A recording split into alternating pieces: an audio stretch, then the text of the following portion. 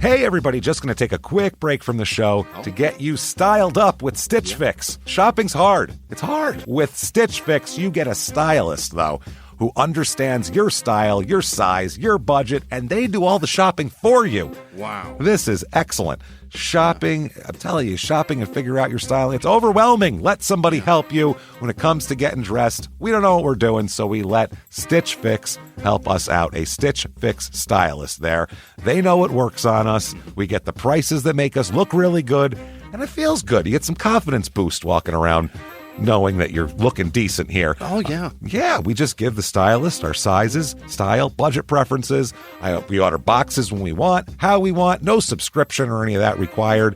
And they send called Just For Me pieces as well. Mm-hmm. Like, maybe you'd like this, and it's awesome. Outfit recommendations, styling tips. You keep what you love, you send back the rest. It's super easy.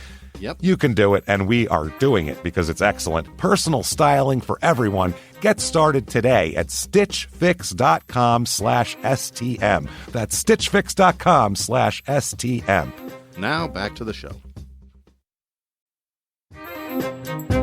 Hey everybody, just going to take a quick break from the show and tell you about Noom. Has Noom helped you? I believe it has. Oh, that's got an app. You can do tracking. It's terrific. It does. And Noom builds personal plans that can meet individual needs. That's the thing. Takes into account any dietary restrictions, medical issues, other personal needs. That helps build a plan that works for you. And yes, so I know that you've had your own personalized program here that you've been working on. And it's weight loss This is weight loss results that last. They stick around because you get yourself into a lifestyle change. That's what matters. That's mainly it. You can't just say, I'm going to cut that out for a month and then go back to it. That's not what it is. So I'm glad it's helping you. That's great. And it really does. I like the psychology and biology-based approach here. Yeah. Noom Weight uses psychology. That's why they say losing weight starts with your brain, but it also takes into account your unique biological factors, Jimmy. All of your multitude flora and fauna that goes on inside of you there. Sure. Yeah. Stay focused on what's important to you with Noom's psychology and biology-based approach. Sign up for your trial today at Noom.com, Noom.com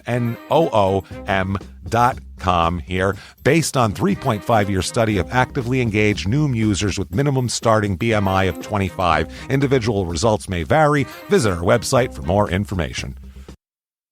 Thumbtack presents the ins and outs of caring for your home. Out, procrastination, putting it off, kicking the can down the road. In, plans and guides that make it easy to get home projects done. Out, carpet in the bathroom. Like, why? In, knowing what to do, when to do it, and who to hire. Start caring for your home with confidence. Download Thumbtack today. This week, in Mexborough, South Yorkshire, England, a young man idolizes such heroes as Jack the Ripper and has no problem telling all who will listen about his plans. Welcome to Small Town Murder.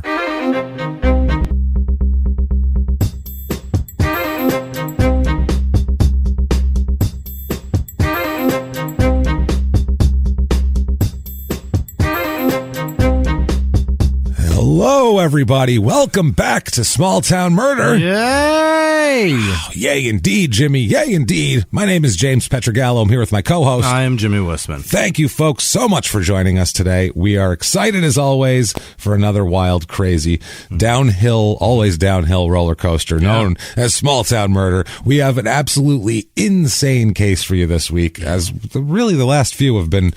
We're pushing it pretty hard here, so it's hard to find one where you're disappointed, James. That's what I'm saying. We're going overseas. We're going to England. Oh, and as always, and we'll say this again, but as always, with all of our overseas episodes of any show we do ask that you find our ignorance charming.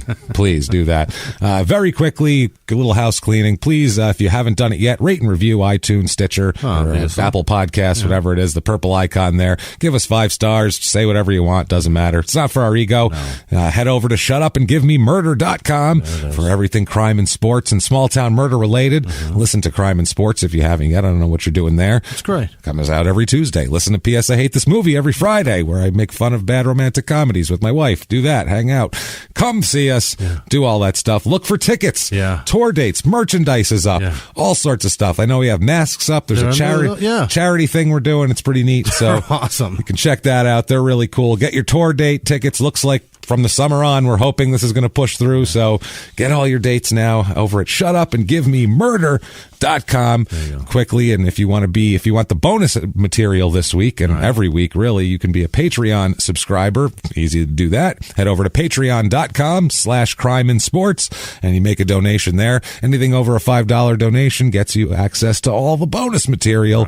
And there's a lot of it. And we're coming out with new stuff all the time. This week, we're doing Prisoner Dating Game, all violent felon edition, where Jimmy will not know who he picked until the end when he picks them, and then he gets to find out what they've done. So that's fun. I won't know until it's too late. Just like a regular date. Yep. So you can check that out. 4 lucky bachelors and 4 lucky bachelorettes will line up for a chance. So come check that out. This week's bonus episode. Last week was on a guy named the Soul Sucker, so you should probably listen to that as well. Oh boy. All sorts of stuff there, but never mind that stuff. Oh, PayPal too. You can make a donation at PayPal. And use our email address, crimeandsports@gmail.com. Right. If you want to make a one-time donation. Thank you guys for everything you do there. It really is overwhelming. And thank you. The thank you is not enough, but that's what we can offer. That's all we got audio-wise. That's all we can do. Disclaimer quickly, this is a comedy show. It is a comedy show. There will be murders. Murders happen. Bad things happen to people. They happen every day in the world. And we're going to talk about just a sliver of them here. What we go out of our way not to do is we try not to make fun of the victims or the victims' families. But why? Because we're assholes, but we're not scumbags. And now you have it. That's how that works. So we think that's going to be fun. There's plenty to make fun of around an actual death. Sure. And we're going to find those margins, and we're going to dance in them. So hang out with us if you will. If you don't think true crime and comedy should ever go together, just like those two things existing in the same plane, this isn't for you probably. Yours. Thank you for trying, but let's call it a bad date. I don't want to hear any complaints later. Let's do that. But for the rest of you, let's have a good time. Let's do it. We're going to go over and screw up some English accents and all sorts of stuff today. And you just need to sit back, scare the shit out of your cats and dogs and whoever's in your house and shout, "Shut up and give me murder." Let's do this, Jimmy. Great. Let's go on a trip. I suppose. Overseas. This is illegal. It's a fantasy, Jimmy. This is illegal, it's James. A fantasy. This is goddamn illegal. So if we leave, we can't come back. We're stuck. Yeah. Last week, we were in California, and so we're going to go as far away from there. Well, not as far. You could go much farther, but we're going to go pretty far away from there. If we go west, it's a long way. It's a long way. We're going to go all the way to England over here. That's all I got to say here. Mexborough is what it's called, which sounds like a racial slur of a neighborhood. Sounds like somebody, that's Koreatown, and that there's Mexborough. Stay out of there after dark. You don't want to go into Mexborough now. Although if you go into one of them carnicerias or whatever the hell they call them, that meat's pretty good. I ain't going to lie. You put it on the grill, you put it in a tortilla, it's not bad. Have you a nice Sunday with your family. That ain't bad, I'll tell you what. So we're mixing. Yeah. We had to do it somehow. Southern England. Southern England. This is a southern part of England.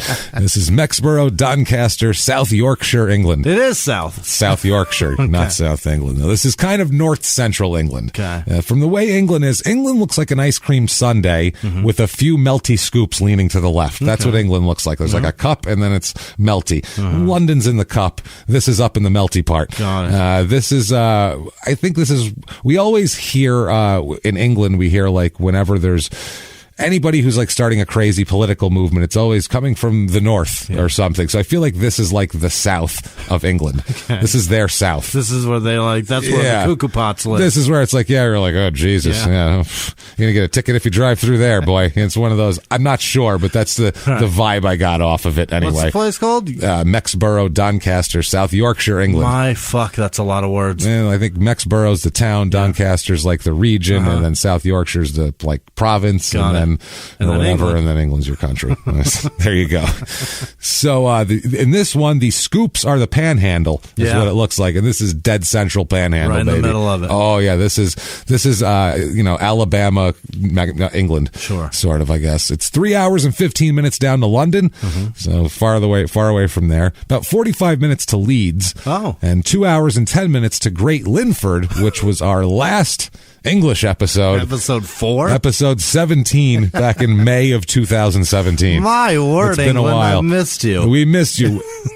We have mostly American listenership, so when we do an overseas episode, the listeners try. They're like, I don't care about England, so that's why we don't do it generally. But fuck it, I guess, right? Let's go. The postal code district is S64. S. Whatever the S64. Put some letters in there. And the dialing code is 01709. I don't know what the hell that means. What is it? The dialing code. Right, 0179? 01709. Isn't that 1079? I don't know. Why do you dial the 0? I don't know. Well, that's part of the code. Yeah. It seems like you'd leave it off. But, right. I mean, if your number is, blah, blah, blah, 0345, you don't just put 345. I guess. I guess you have to use the 0. History of this town. This we're not going to do much history here because it goes back so far. This isn't like Florida where we're like, 150 years ago they said, hey, look at this beach. This is nice. This shit is old. Mexborough is located on the northeastern end of a dike known as the Roman Ridge. That's thought to have been constructed by either brigantine tribes in the 1st century AD, perhaps as a defense against the Roman invasion of Britain. I can't even fathom. This is what we're talking about. We're talking it's so old that wall might have been built to keep the Romans out. Like, that's how fucking old we're talking about. Wow. Jesus. And or maybe it could have been after the 5th century to defend the British kingdom of Elmet from the Angles. So either one of those, though. Either way, super old. So old they don't even exactly know how shit happened. I do know that Europe loves to laugh at us when we celebrate, like, some 50 our years history, old. Our quote-unquote history. That's like, cute. That's adorable. We had laws, and you people lived in caves. Shut the fuck up. You were living in the woods, eating squirrels for dinner. Right. We were writing on parchment while you guys were hammer and chiseling in your cave walls. We had the most powdery wigs you could ever find. You guys were... Well, you guys had your chest hair out. Making tree houses. What's going on here? Killing animals and putting them on your head as a hat. That's what you were doing. And you guys were chasing down tail dangling down and everything, chasing down an animal with a rock, and we actually had a civilized society. That's what they're saying. You guys got over there and you did shit. We sent the dregs. We know. So we know what you were doing. We let the worst of us go over there. You had firearms. They just weren't bright enough to figure them out. How nice is it that you guys are all descendants of the worst of us? Yeah, there you go. Enjoy. Have fun, everybody. That's hysterical. Oh, man. So the earliest, there's written references to Mexborough found in 1086 AD about in books and shit like that. It's pretty goddamn crazy here. Following the conquest, the area fell under the control of Norman Baron Roger de Bulsey.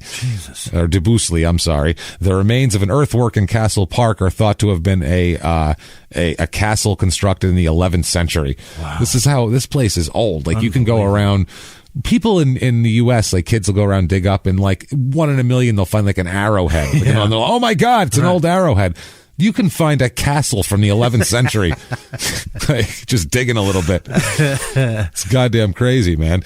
They had a society there, a consumer cooperative called the Rochdale Pioneers in the 1840s. And 9 working men met together and to figure out what they want to do. The aim of the society was to supply the people the necessary things of life. That's what they said. So they had to have a society for like a membership thing. Society for the necessities. You guys want to eat and have shelter? Me too. You guys like clothes? Good. Yeah. Hey, wow, we have a lot in common. We should meet like on Wednesdays. Yeah. What do you think? I'll bring pizza. "Quote unquote" necessities. That's a broad umbrella. Some people have higher necessities. Yeah, I'll bring pizza. You bring beer. Yeah. How's that? That's how we'll do it. So it's even. Yeah. Okay, bring enough for everybody too. We don't want one beer each. James's necessities include weed. Yeah, Who's bringing that shit? Who's bringing that? That's what I mean. I don't see that anywhere. They're going to bring mead and ale and all sorts of shit. Cider. Cider and mead and ale. But they're not going to bring any goddamn weed for me. Right. You can have mead, but not weed. Okay, fine. Have a seat, James. Hey. Enjoy your mead. England. Less mead, more weed. Okay, everybody? Thank you. That's what I ask of you. So in 1903, landed and purchased in the middle of Mexborough, and they were going to build a big central store, and then the whole thing went belly up kind of after that. They had the cooperative with the people, and they were going to build this big central store. Yeah. It was like a big hippie commune almost they were trying to do, like in the 1800s, but it didn't quite work out there. For a few hundred years, the Railway Locomotive Maintenance and Stabling Depot was the major employer here. Really? So that's what I mean. It's a blue collar type of place. The coal, there was a lot of coal traffic. They were bringing coal through there left and right, and there was coal around there also to pull out of the ground. England. It's West Virginia, England. That's kind of what it is. Yeah, I said Alabama. It's more West Virginia though. Yeah, it's kind of up in the hills too. Coaly. Yeah, a little coaly here.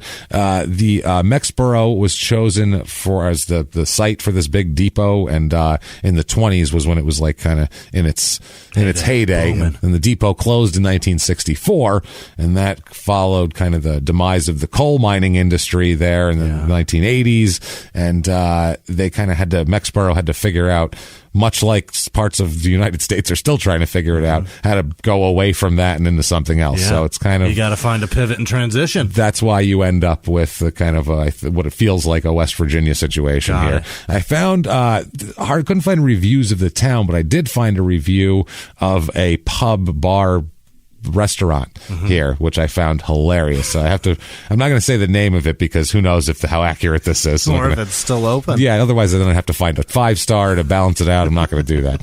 So having not been to this restaurant, we'll call it, for many years we thought we'd give it a go as a family this Sunday. What a mistake. I want to hear how British people complain about restaurants. I hear a lot of American people bitching and complaining, and it's the same exact review. Out of 5 of us, not one happy bunny. That's different. See, I've never heard that in an American review. Happy bunnies? Happy bunny. Not one happy bunny! Exclamation point. Okay. Yeah. 4 of us had carveries, which that's like a sandwich. That's like a buffet. Oh, like you go up and they carve like a they have turkey sandwich or they have like they'll have like they call them joints over there, like a big roast, like a big roast, and they'll carve you off. Here's some ham, here's some roast beef, and you get. You know what? Mashed potatoes and gravy. This on the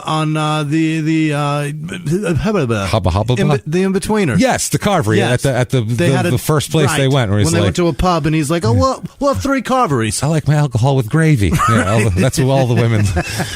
Hey, Simon, pretty cool.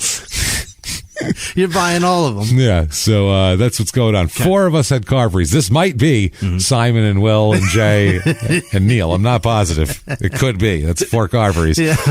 If that's what you can call it. Oh, boy, they're not happy. After waiting for 5 minutes 5 minutes? I will not have this. 5 minutes? Okay. In line, the woman who was stood behind the counter offered no exaltation, I think he means explanation, to why we were waiting, but their computer spell checks to exaltation, which I feel must be British. Because half of our listeners are going, what does that mean? They're looking it up right now. The only time I've ever heard that word is in church. He exalted. That or like about like royal things. He exalted high, high, dipshit, fucking asshole. It's always shit about, lord. Right. It's always about somebody that is deemed to be better than us. King shit a fuck mountain.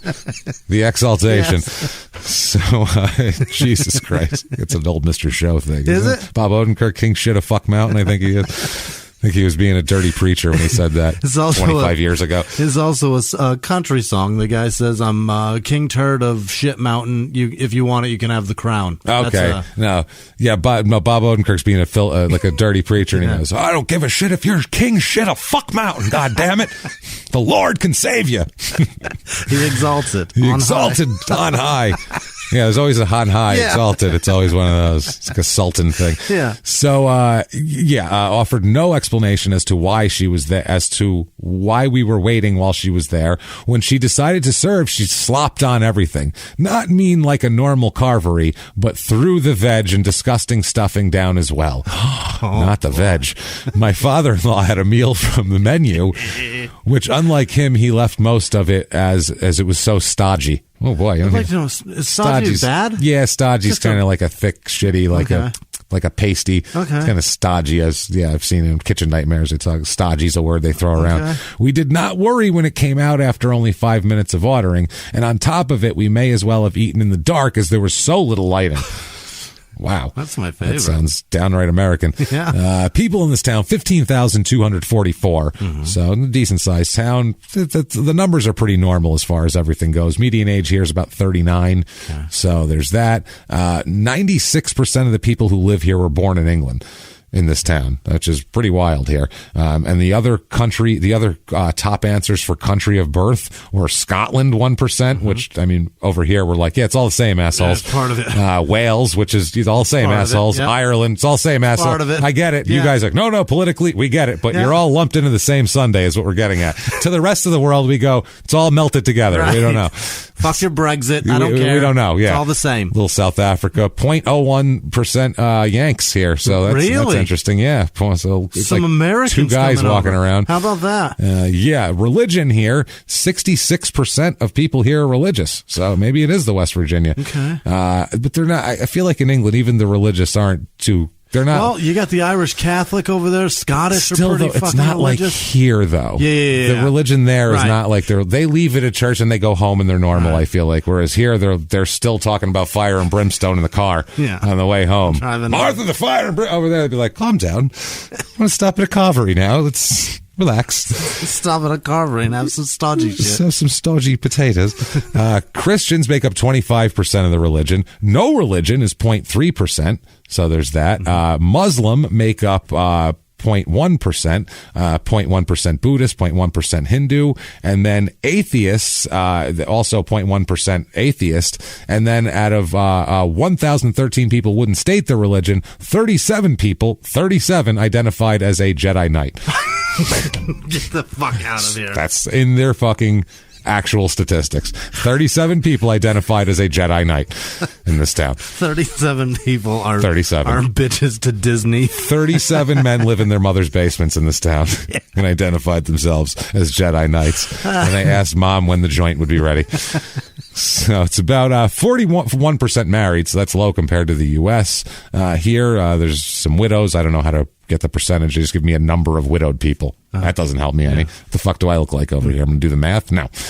There's the jobs here. There's a lot of like school jobs and skilled trades and customer service and things like that. Not a lot of professional like white collar shit going on here. Super blue collar. It's a blue collar type of place. 5.6% unemployment in Doncaster, which is high for the UK. The rest of the UK is just over 4%. So this area is it's in transition. Average salary here is £31,000 a year. Okay. Here, that's about $38,000 American. Okay. So the average home price here is about £130,747. It's about $160,000 here. That's affordable. It is. That's what I mean. It's a low. And I looked at the houses. It's hard to find like a real mansion in this area. Like they're not really around. When you say average income, is that per person? I think that's per person, I hope so too. If it's household, you can get by on $75,000. Now, if that sounds good to you, I think it's time to go there. We have for you the Mexborough, Doncaster, South Yorkshire, England real estate report.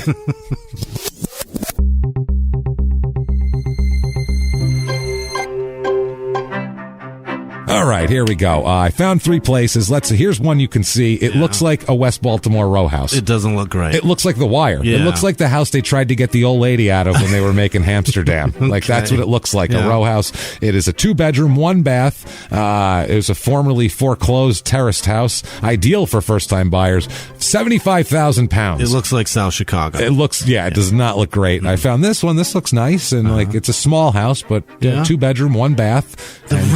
They all look like a fucking very picturesque. Yeah, like a Disney fucking village. It rains there. That's what Disney is. This house, nice yard, doesn't look like West Baltimore. 125,000 pounds, so a little extra. Yeah. Then I found kind of the pimp house of Doncaster here, of Mexborough. It's very nice, 4-bedroom detached house. It says there's only 1 bath, but I don't know how you can have 4 bedrooms and 1 bath. That seems terrible. The real estate listing says, is this real life or is this just a fantasy? Oh, boy. I don't know. 600,000 pounds for this fantasy. Isn't that a Queen lyric? Yeah. It's a fantasy. Yeah, right. It is.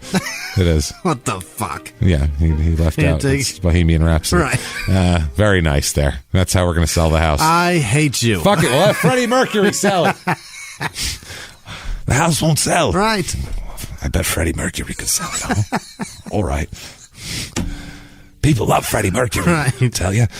All right, so things to do here in this town. I found the Mexborough Music Festival, and this I love. This festival. God. The Mexborough Music Festival. All I could find was the posting and listing from 2018. So we're going to pretend like that's happening this year because it's canceled this year anyway. Oh, for sure. So doesn't matter. Okay, in 2018, it tells us that founding member of 80s rock legends Saxon returns to where it all began. Is that a rock legend? It's a metal band from the 80s that was like second, not even second tier. It's third tier. It was opening for somebody. Not in the early 80s, but then like, because they were like real whatever, but then like when Metallica got big and all that, then they were like, Saxon went down.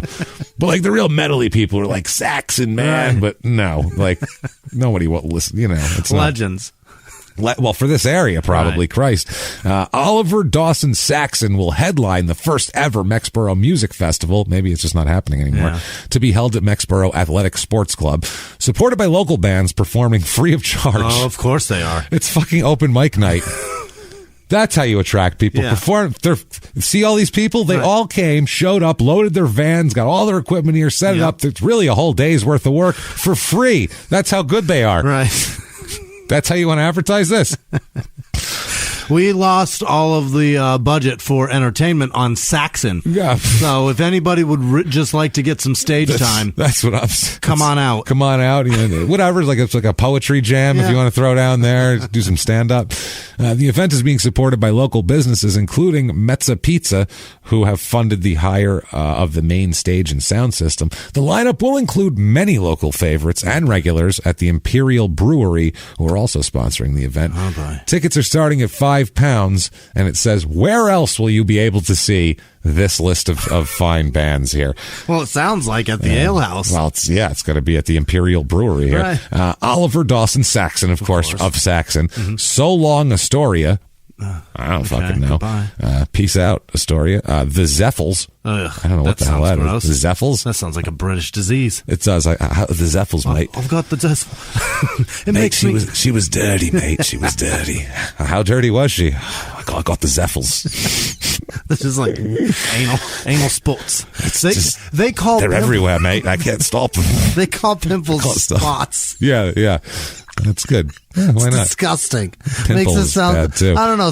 I got the spots. The what? That sounds like VD. You're right.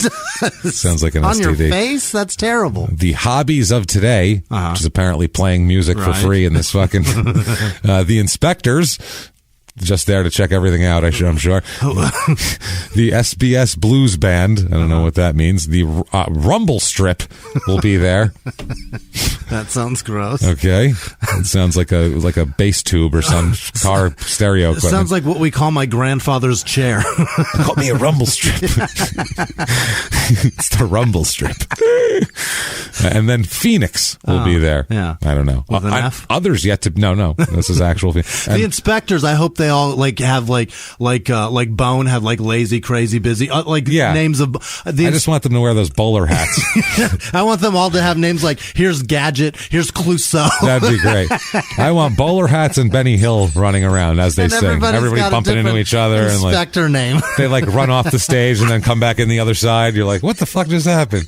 That's what I want. That's the band I'm looking for here. Now, don't confuse this with the Don Valley Festival, which was previously known as the Mexborough and District Music Festival. Mm-hmm. So don't confuse it with that. So, this was established in 1912. Right. This is a real festival. The other one's got local fucking bands. Now, crime rate, what we're interested in, damn it, the crime rate of this town, it's not really rates, but I found like the percentage of what kind of crimes happen, which I couldn't find here, which is very interesting. Leading the way at 37.8% is violence and sexual offenses. Running away with it. Mount Rushmore of crime there. And antisocial behavior is number 2. I don't know if that's disorderly conduct over there or something like that. It seems like it because that's like kind of very drunk in public, stuff like that. That's 22.6%. Then it goes down to burglary at 5%, public order at 6.5%, other theft, vehicle crime, shoplifting 7.8%, 6% criminal damage and arson. So there's that to worry about. I don't like that they classify it like this. It's uncomfortable. Only 0.9% robbery. That's not bad. But wasn't there burglary? Oh, there's plenty of burglary, but not a lot of robbery. Right. Remember, burglary is stealing from a place. Right. Robbery is stealing with people. Stealing from people. So, yeah, it's different.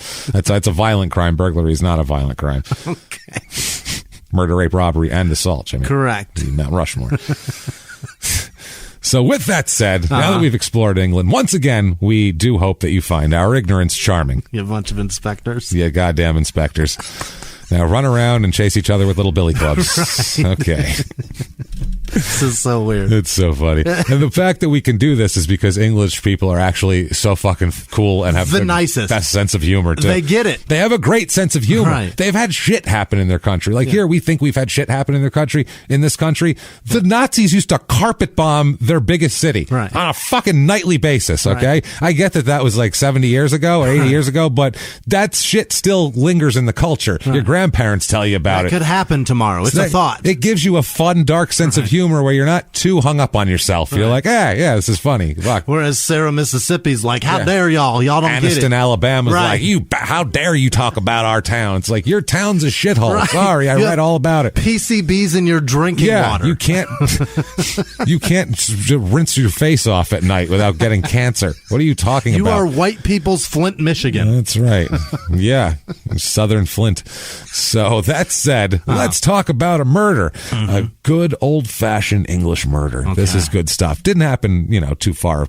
Wasn't like the 40s or anything, or not Jack the Ripper era.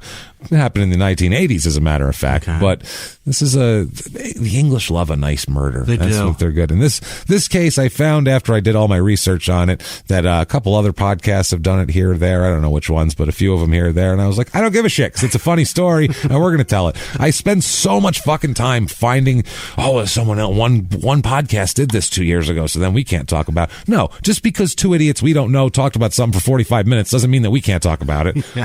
They're not the whoever, I don't even care who it is. That's not the end all be all. We can talk about it too. Sure. Eat dicks.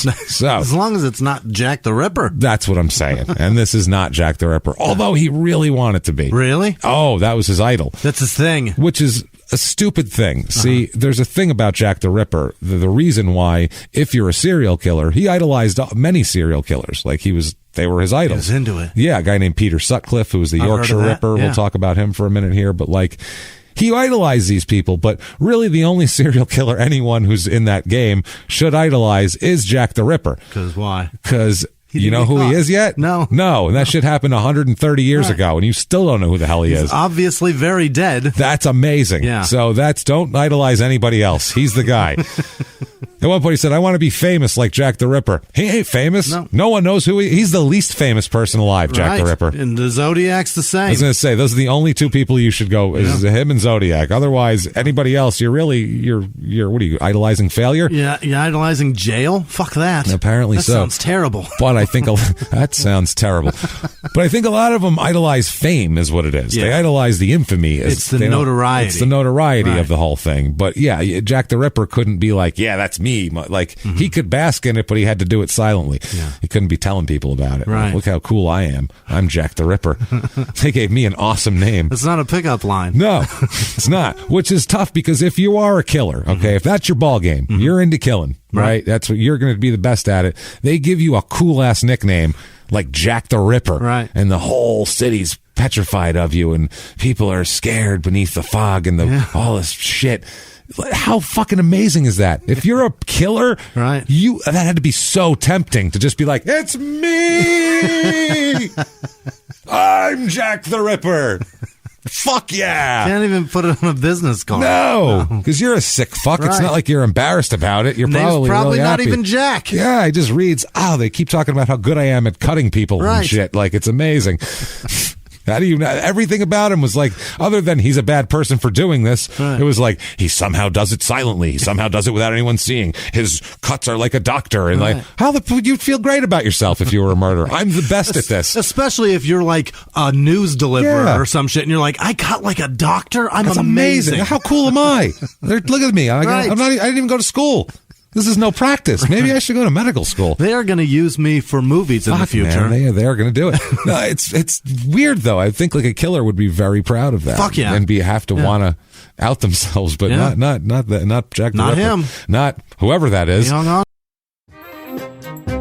Hey everybody, just going to take a quick break from the show to tell you about the safest sponsor ever, Simply Safe. Absolutely, these people will keep you safe. It's amazing. You know that every 26 seconds a burglary takes place in the United States, according to the FBI. That means that by the time this podcast is over, dozens and dozens of homes will have been targeted, ransacked. God knows what happens here. So protect your home before it's too late with Simply Safe proactive security system. Simply Safe helps stop threats before they even have a chance to break in. Named Best Home Security System by U.S. News and World Report 5 years in a row. And by us for about the last 8 years as well. If you trust us, believe me, you want Simply Safe. So visit simplysafe.com/small to claim 50% off a new system with professional monitoring plan and your first month free. That's simplysafe.com/small. There's no safe like Simply Safe. Now back to the show. This show, Small Town Murder, is brought to you by BetterHelp. Get yourself some therapy, everybody. Honestly, here. We often hear about, red flags that you should avoid. Hey, that's a lot of a thing. It's become a real phrase now, real cliche. But why don't you focus also, you look at like green flags in friends and partners. Look for good things as well. Right. And maybe you're not sure what that looks like, though. Therapy can help you figure that out. What are positive things? What are the green flags? And then you can practice them in your relationship. It's absolutely a fact. And so, honestly, we absolutely are huge advocates for this. It really, really helps. BetterHelp is fully online, making therapy affordable. It's convenient. They serve over 5 million people worldwide. You can access a diverse network of more than 30,000 credentialed therapists, wide ranges of specialties there. Here's the coolest part. You're not getting along with your therapist, you're just not feeling it, you can switch at any time, no extra charge. Wow. The thing is, they want you to get help. That's it. And you can do it with BetterHelp. Discover your relationship green flags with BetterHelp. Visit BetterHelp.com/smalltownmurder today to get 10% off your first month. That's BetterHelp, HELP.com/smalltownmurder. Now back to the show. To us. So let's talk about a young man here. Let's talk about a young man named Anthony Paul Arkwright. Okay? Anthony. Hey, Anthony. Yeah. Which makes that's what they do in England. No, that's what they do in Italian neighborhoods in New York. It's Antony. It's Anthony there. Right. Anthony happens a lot, but in New York, it's Antony. Right. It's a different thing. Hey, Antony.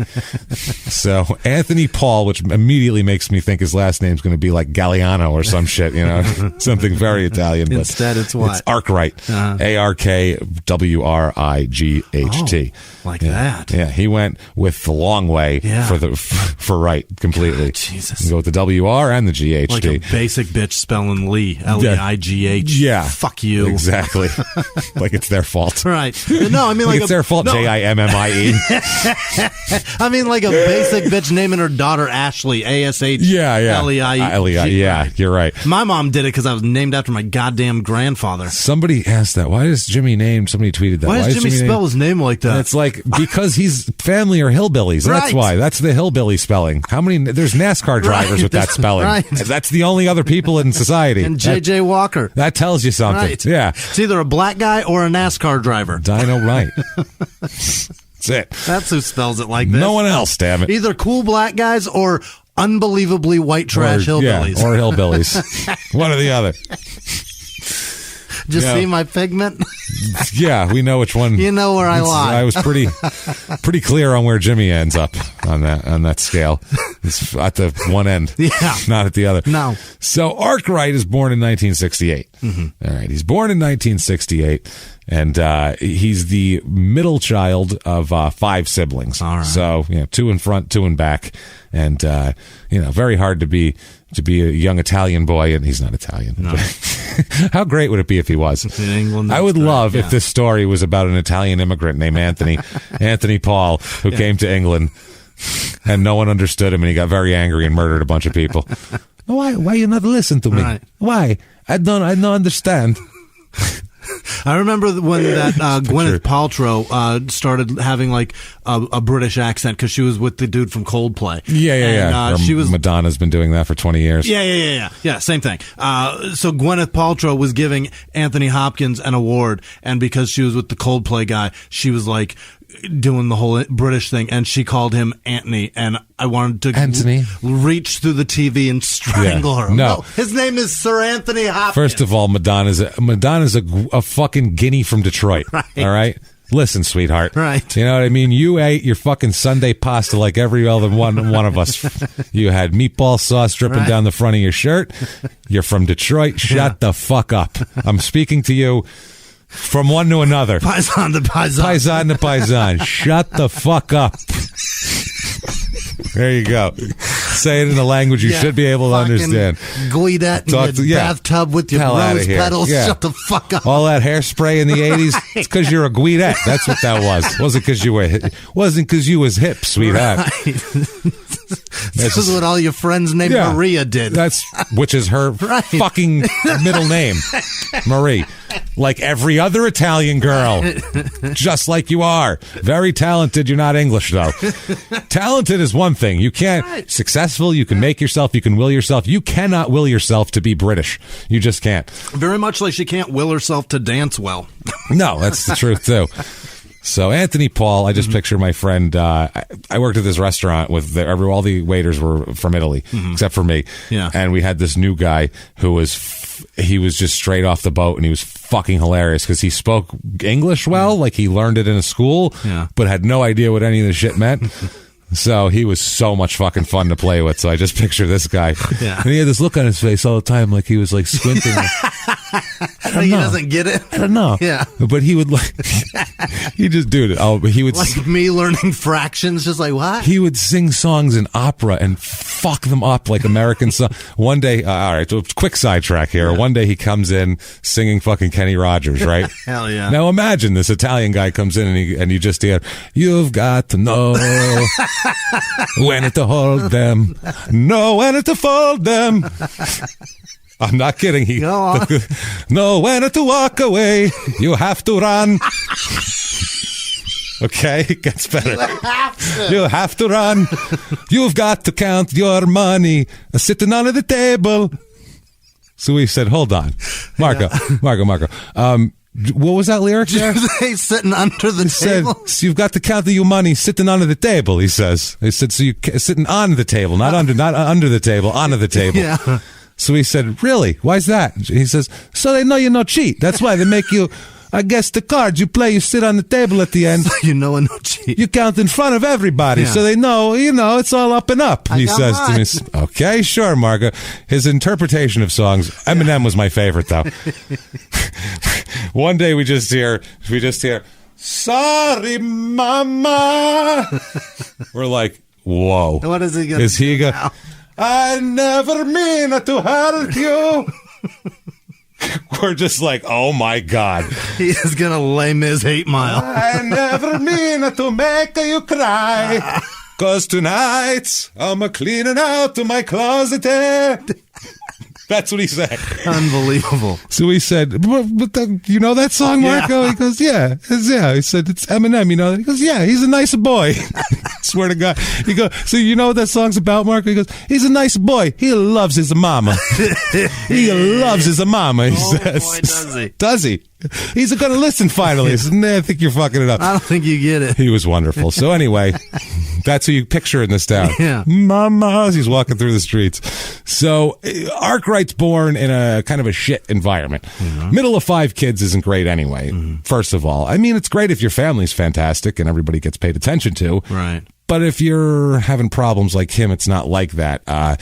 He's behavioral problems, between behavioral problems and problems in the home. He ends up being kind of taken away and then put back and taken away and put in foster homes. And I don't know how the social system in England works. In the 70s, especially, because everything there has kind of changed a lot. Yeah. You know, the 70s, they had a lot of I don't know, they got a upheaval. Like 5,000-year head start. They should be pretty good They do, yeah. They should be pretty good at taking care of orphans. Right. But then again, every British movie that starts out in an orphanage is it's terrifying. It's petrifying. Yeah. There's water dripping. Someone's going to be beaten and flogged and put in a basement somewhere. It's not going to be good. It's going to be terrible, I feel like. So, he's goes back between homes in it's Wath upon Dean. That's what it is. Wath. One word, upon Dean, which is the river. Everything's upon what it's on. Okay. Yeah, that's how they do it. This upon that, this upon that. And then South Yorks as well. And he has problems both behaviorally and kind of even as a small child with the law, you know, shoplifting, shit like that. His main issue is that everybody in town, apparently, and he takes this to heart, everybody in town, there's rumors that his dad isn't actually his dad. Oh, no. And in fact, it gets worse. Much like Marco's interpretation of Eminem, it gets worse. Yeah. Not only is his dad not his dad, but his dad, according to the legend here, this isn't true, by the way, but he thinks his real dad is his mom's father. So he thinks he is the product of an incestuous relationship between his grandfather and his mother, which is not true, which did not happen. Where the hell did he learn that? Somehow that became the rumor around town because their family's kind of fucked up. It's much like a Stevie situation where, you know, if you went around in the Stevie documentary, the one thing they don't do is go around and talk to all the local people. Right. They talk to a couple people Stevie encounters, but I'd love to just have some random lady on the street. Hey, do you know the Fielding house over there, blah, blah, blah. I'd be like, oh, Christ, those people. And they would tell you all the rumors that everybody, I hear this happen and that happened. How fun would that documentary be? That would be Never great. Interview Stevie or his family. That'd be just awesome. The people in town. That's the follow-up I want. Just the people in town going, what did you think of Steve? Jesus Christ, I've seen him walking around. I'd go in my house. I'd go right in off the porch if I saw him walking by. Walk right past his family and interview the people on the other side. That's it. Right past him. So right away, he's got a weird kind of anger thing. And if you're the kid that like everybody's kind of pointing at and laughing at and shit, that's never good for anybody's. It's never good for their future, usually. You're never going to develop correctly. No, they're either going to be a very powerful like CEO or they're going to be on our show. Yeah. One of the two. There's only 2 ways that can go. One way or another, they're going to be cutthroat. They're going to be cutthroat. Yeah. One way or another, you're going to hear about them. Yeah. Put it that way. You're going to know these motherfuckers exist. Right. Because that's their thing is, oh yeah, I'm this and I'm that. I will show you that I exist. Right. And that's what ends up happening. You can either do that in a good way or a bad way. Yeah. So he's very, very everybody just describes him as very disturbed as a child. Yeah. He's known as a weird kid, just disturbed, says creepy shit. Like he's very much childhood, like kind of like a lot of people describe Ted Bundy, where he was just kind of off a little bit. I know you hear that a lot about Ted Bundy. Like he was just off, like he would try to blend in and stuff, but he was just something about him was a little he just didn't quite fit in there. I don't remember much he's not a normal person. Ted's childhood. Did he have friends? Yeah, but he also had a thing where he was off a little bit. He was just a little off, and he was kind of outside of everybody. Or like Dahmer had the same thing where he was was like, he made himself the clown as a spectacle rather than just be the weird guy everybody picked on. Which is a weird thing for him too, because he was drunk as fuck at school. How do you do that? That's what's strange. I don't understand, like, drawing attention to yourself when you're fucking hammered. Yeah, that's not good. He probably couldn't help it. He was hammered. Probably. He's just a fun drunk. Yeah.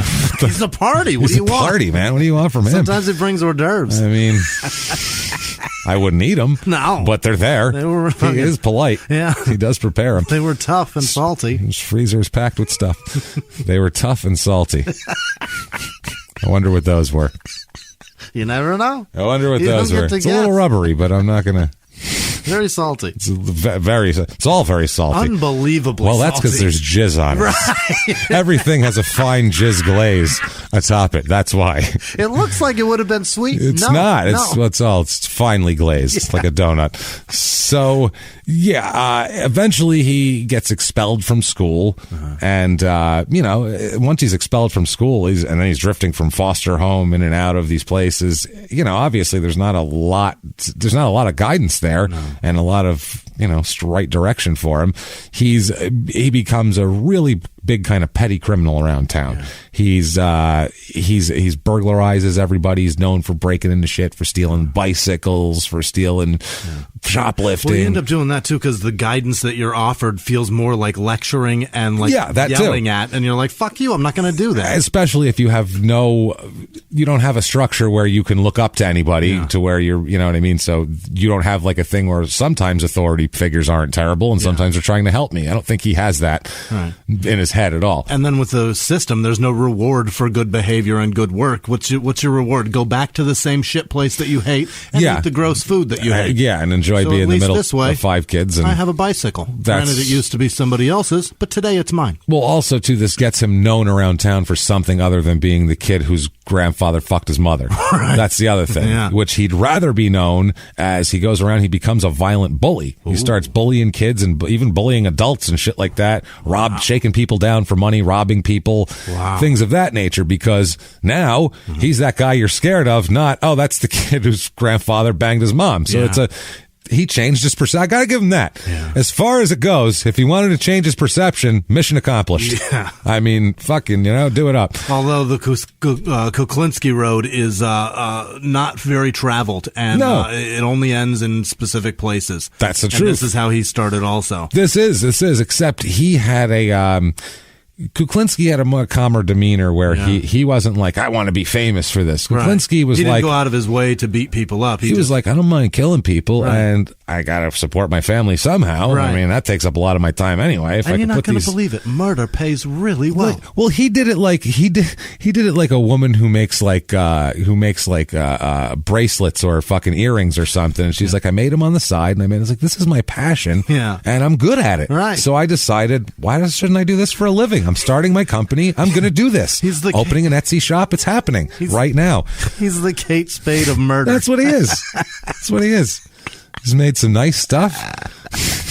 That's how I feel about it, though. Gets his own bodega. Damn it, this is for me. Right. I'm going to do this until I can do this on Fifth Avenue. Let's set it all up.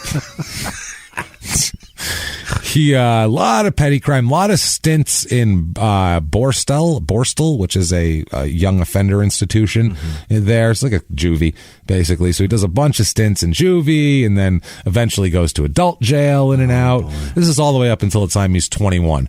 Just a in and out mess. Stevie, basically. English Stevie is exactly who you can fucking put this on, except he seems to not diddle children so far. So, or at all. There is no children being diddled in this episode, I promise you that. Very Manson-esque too.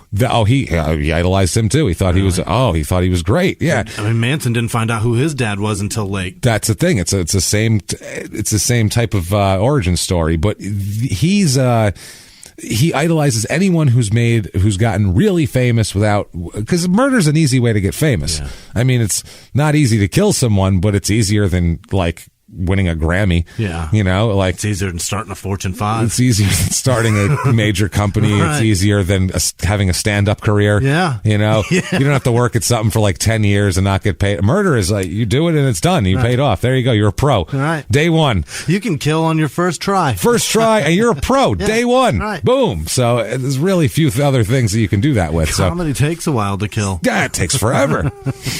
You can kill immediately in this. No, but it is that where it's like, this is the easiest way to become famous, infamous, whatever. Who gives a shit?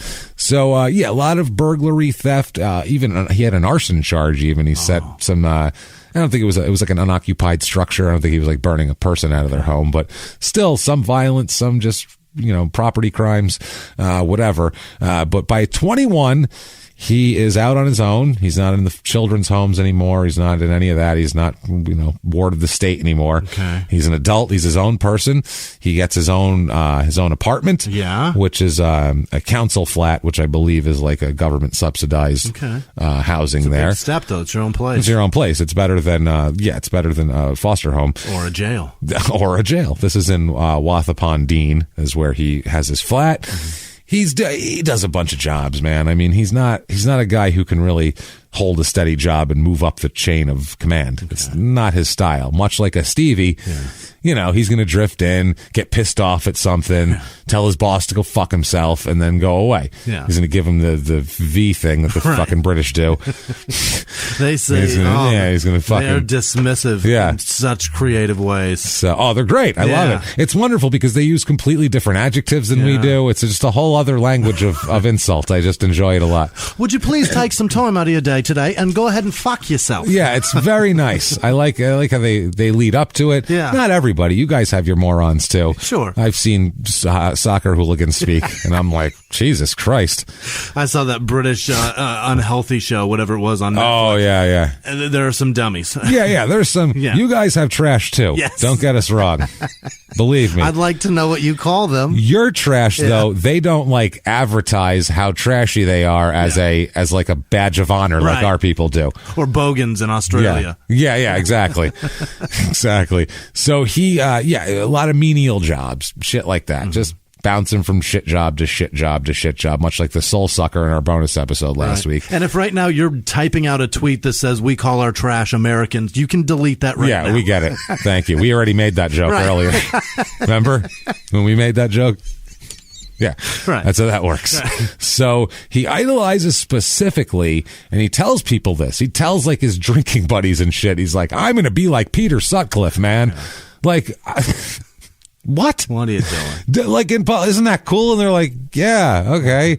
Now, if you don't know who Peter Sutcliffe is, he's the Yorkshire Ripper. Anyone who's British isn't going to know this very well. But if you're American, you don't know shit. So we'll fill you in. We'll assume that you don't know anything, and we'll fill you in.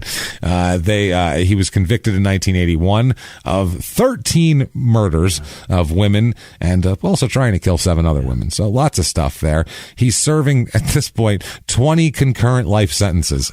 That seems like a good one. Wow. Yeah. It's sentences of life imprisonment, which all meant he had parole dates, and then in 2010 it was increased to a whole life order. They just said, you're just not getting out now. Oh. So 30 years into his thing, they were like, we changed our minds. Fuck you. So he, I guess, initially would attack women and girls in residential areas, and then he was like, you know what? Prostitutes are better. Yeah. They're easier. Mm-hmm. No one goes looking for them quite as much, and they're just out there. Yeah. I mean... regular women who aren't working the street, you have to like get them out of their house. Right. You have to, these women are out there looking for men to talk to. Mm-hmm. So, whatever. That's the way he looks at it himself anyway. He was really into prostitutes anyway. He used to go to Leeds all the time and pick prostitutes up, and that was kind of his thing. Like, he'd get off of work and, he couldn't had a hard time finding ladies to have a relationship with. And he's not a terrible looking guy, too. No. That's the other thing. He's not like Stevie at all. Like, you look at him and you go, oh, there's women who would be into him. Interesting. But he's not if he's going around talking about how he loves the Yorkshire Ripper. Right. And, Yeah, that's a tough, I don't know, in America you could get a girl like that. All right, then.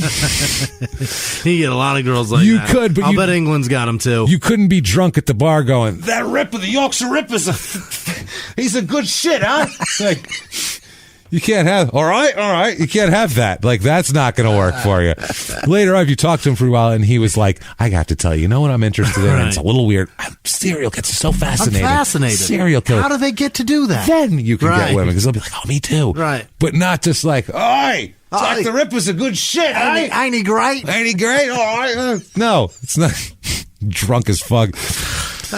So yeah, he ended up carrying out these murders over 5 years, and that was that. And it was funny too, because not funny, but they were very upset with the police that it took them 5 years to catch this guy and all that sort of shit here.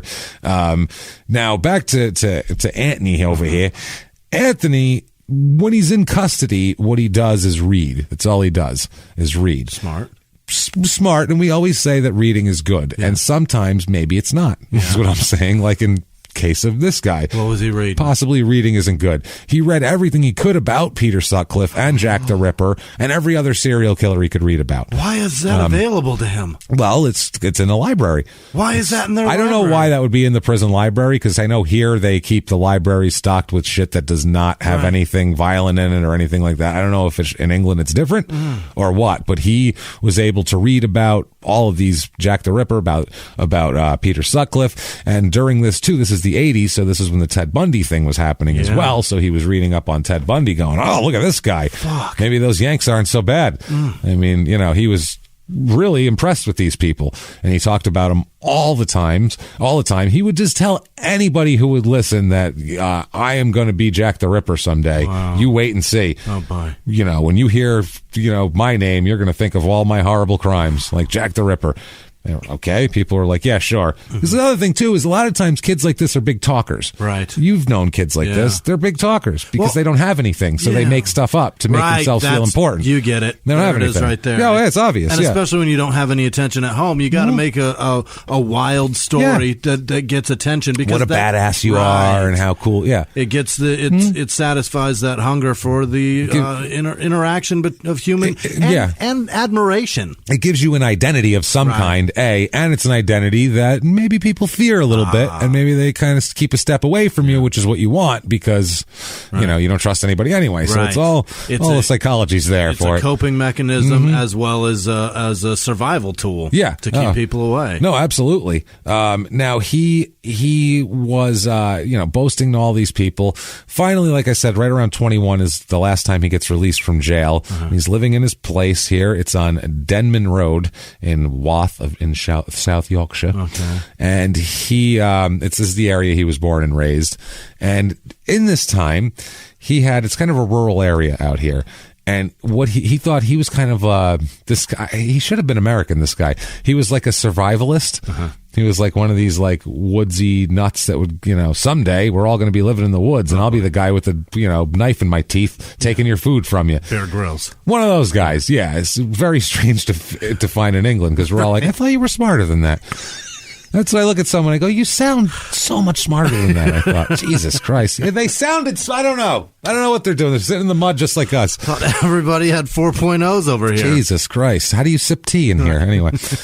So, he thought he was that. He built a bunch of like, what he called dens, like these little like cutouts, these little caves. Like holes in the ground? Holes in the ground. Little like he'd carve out of the side of a hill. He'd carve out like a little fucking inlet he could sit in and shit. Jesus, and he's be got like, a lot of time. Yeah, that's what his menial job. He's got nothing else to do. He's got murder on his mind.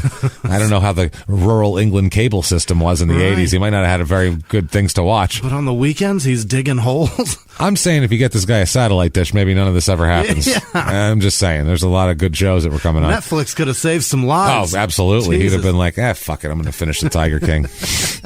I don't care. That Carol Baskin is a bitch. I'll tell you what. Yeah. I want to be a murderer, but first person I'm killing is that fucking bitch Carol Baskins. That's what it would have turned him into. You would idolize her. It would have turned she didn't get caught. Yeah. God damn it. That's who you should idolize. So he would do all these dens. He would go out with a hunting knife and just hang out for hours. Just hang out. And his people that knew him said he would just kind of tell them that he was fantasizing about what he was going to do if he was like attacked. Like if people were coming to kill him, he would hide in the woods. Yeah. And when that guy comes over the hill, I'm going to do. No one's there. You're by yourself. He's got a plan for nothing. No one gives a shit about this guy. Right. And he's acting like when the Russians come for me, obviously when, when they come for me, I'm going to need to hide in a cutout in the mud or else they'll catch me. Right. But I'll take this knife and I'll take down the whole force that comes for me. Nobody knows about Hitler Jr. that was just born. Oh, boy, I have him right here. Yeah. He's in this hole in the mud. So he'd spend hours in there just dreaming about someone invading his area to attack them. He would do, like they said, even sometimes he would sleep out there in the summer. Oh no! He'd just sleep out in the mud. He hotbox himself, just sitting out there. A hole in the ground is cooler than up the surface. Can be, but I don't know how comfortable it is to sleep in the fucking mud. It depends on if it's got a cover on it. Like, you have a house, bro. Yeah, that's a good point. Go in the house. Flat. Yeah, go in the house, stupid. Fuck out of here. So his decisions are weird, and his whole mindset is a little bit weird. Throughout 1988, he found work for a while that he actually held for a few months at a scrapyard. He was just a general laborer at a scrapyard in the Mexborough area. So this isn't a career, obviously. This is minimum wage, probably hard work, coming home stinking and hurting and feeling like shit. And he's a meth head without the habit. That's what he is, basically. Yeah, maybe just meth didn't make its way up there. Not yet. That's the other thing. Maybe if meth was around, if he had meth and a satellite dish, I swear to God, this whole thing would be averted. He would have just been too busy trying to get more meth and getting back to watch The Cosby Show. That's all he would have cared about. Still watching The Office. Yeah, he'd be like, that Bill Cosby, I don't know. Because it's, 87? Yeah. Bill Cosby, there's something about him I like. I mean, I know he comes off as like this nice guy, but I see something in him that it's just, I admire. Oh, boy. I admire him. So, August 26th, 1988, he's working at the scrapyard, lucky him, and he's fired from his scrapyard job. Gets shit canned, basically for being a dick. He shows up drunk, shows up late, doesn't show up at all, mouths off. Can't do that. He's being himself. Right. And the scrapyard isn't taking his shit, and they fire him. For some reason, he's been fired from every damn job, or he quits, or it's never, they're never like, oh, you're leaving? Can we offer you a raise to stay? That's never been a... What's it going to take to change your mind? What's it going to take to keep you? We're going to put you in the junior executive program. What the fuck, man? Jesus Christ. We just see a sparkle in your eye. I don't know what it is. So, he is not making it up the scrapyard ladder, and he's fired from the scrapyard for being a dipshit. Now, he's sacked here, and they give him his last paycheck, and he takes it, and he goes out and gets shit-faced. Yeah. He's going to go drink up that last paycheck. My man. And that's an honored tradition there, to get fired and then go get hammered with the last of the money that you're going to earn. So I've done it. Not smart, but also keeps people from losing their minds. Right. You have to. I was 21, maybe 20. He's 21 right here. Same thing. I've done it. Yeah, 21 years old, same shit. And he gets shit-faced all afternoon. So he is hammered by 4 o'clock. Oh, yeah. I mean, stumbling drunk by 4 o'clock in the afternoon, which is... You don't want to stumble out into that bright afternoon daylight like that. Yeah. Whoa, that'll make you reconsider your decisions. Yeah. It all seems fine in the dark of the bar. I've been to a strip club at 1 in the afternoon and left at like 4. Oh, no. When you walk out shit-housed and you're like, oh my God, I just spent how much to see Sun's what? burning your skin. It's what time? And I've got to think about this for the next few hours. You feel like a vampire that shouldn't be in the sun, too, so you got to walk. And I've got to have this in my brain until I fall asleep. Like, if you go at night, at least you're like, the sun was down. You're supposed to be doing bad things. Otherwise, you're like, I smell child abuse still. I still smell it. You walk out at a time that parents are picking up their children from daycare. And it's weird. It's a little weird. Very weird. Well, unless they're coming from there with you to pick up their kids from daycare. So I don't mean they're abusing their children. No. I meant just to clarify. But that's how they ended up there, a lot of people.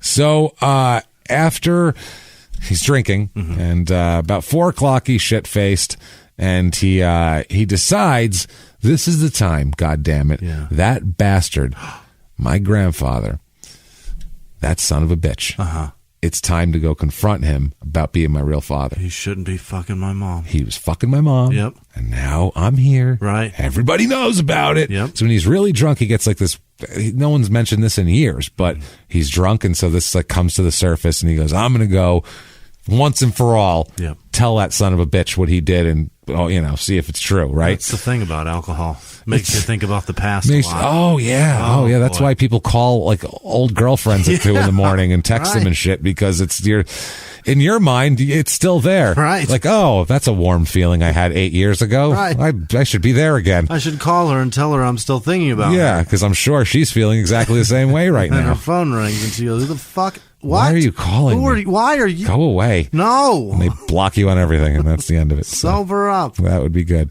So he goes to his grandfather's. His grandfather is 68 years old. Oh. His name is it's Stasro Pudakis. He's a Lithuanian immigrant. Yeah. So, he's whatever. He's his grandfather. He's just an older guy, not in great health. He stops by his grandfather's home and no one's there. Knocks on the door, no one home. So he goes, I know where he is. I'll find this motherfucker. How dare he? He heads to where his grandfather has what they call an allotment, which is like, they have like these gardens. It's kind of like you get like an allotment of land, and it's hard to explain, but he's tending a garden basically. It's somewhere away from his land where you get a little area where you can tend. Yeah, so he's got an allotment a mile away. And that is wild. I don't know exactly how it works. That's a weird thing. Like I said, find our ignorance charming. Yeah. We don't know why you do that. Sounds nice. You know what you should do is put your garden in your back fucking yard. Well, if it's a small yard. It's a little more convenient. They could have planned it better. How big a fucking garden you need? I think you could have planned it better. Yeah. Probably then. Hey, all that area in the middle, maybe if we stretch everything out, we can get rid of that area, but give everyone else their own space. Although, I don't know. On the in-betweeners, they just called their yard their garden. Everything was the garden. Everything's the garden. Yeah, everything. You're right. Everything was garden. What? Bottom of my garden? What are you talking about? Yeah, we wanted to bang the girl in the garden. It's your backyard. Yeah. What are you talking about? They talk, well, I don't know. Everything's the garden. Everything is the garden there. Why is that? I don't know. You're obsessed with gardens. A garden's where you grow fucking tomatoes. And I suppose if you're growing grass, it's technically a garden. Maybe that's why. You call your fucking That's not specific, your garden? though. No. Be more specific, man. Yeah. That's the thing. You yard. have all the words, use them. So you made this. Yeah, you made them all. God damn it, use them. So he finds his grandfather tending to his vegetable patch. Okay. He's gardening. Old man gardening. Right. That's sweet. That's nice. So he's, his grandfather is not surprised to see his grandson or like, oh, why is he here or something like that. His grandson pulls up. He's like, hey, how you doing?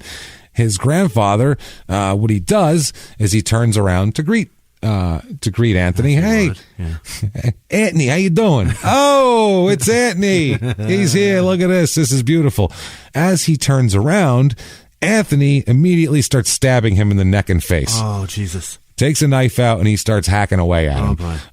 Knife, face, chest, abdomen, just hack. One of the first wounds actually goes through in his neck and clips his spinal cord a little bit and pretty much puts him out unconscious and paralyzed, but still alive, but unconscious and paralyzed. His grandfather does there. So what he does then is he drags his grandfather into the shed, which is at the allotment where he keeps his tools and shit like that, where he takes a 14-pound hammer. Oh, sweet Jesus. And proceeds to just bash his skull to shit with this. Absolutely just fucking destroys him. Obviously, that's it's a huge thing there. And then, smashes his skull to pieces, does all that, and then he says, okay, well, this isn't enough. Yeah. We get this axe, and he ends up just putting an axe in his chest and leaves it there. That's just crazy. Pow, there we go. That ought to do it. Oh, my God. No problem there. So then he locks the body inside the shed and goes to his house to steal his money. Right.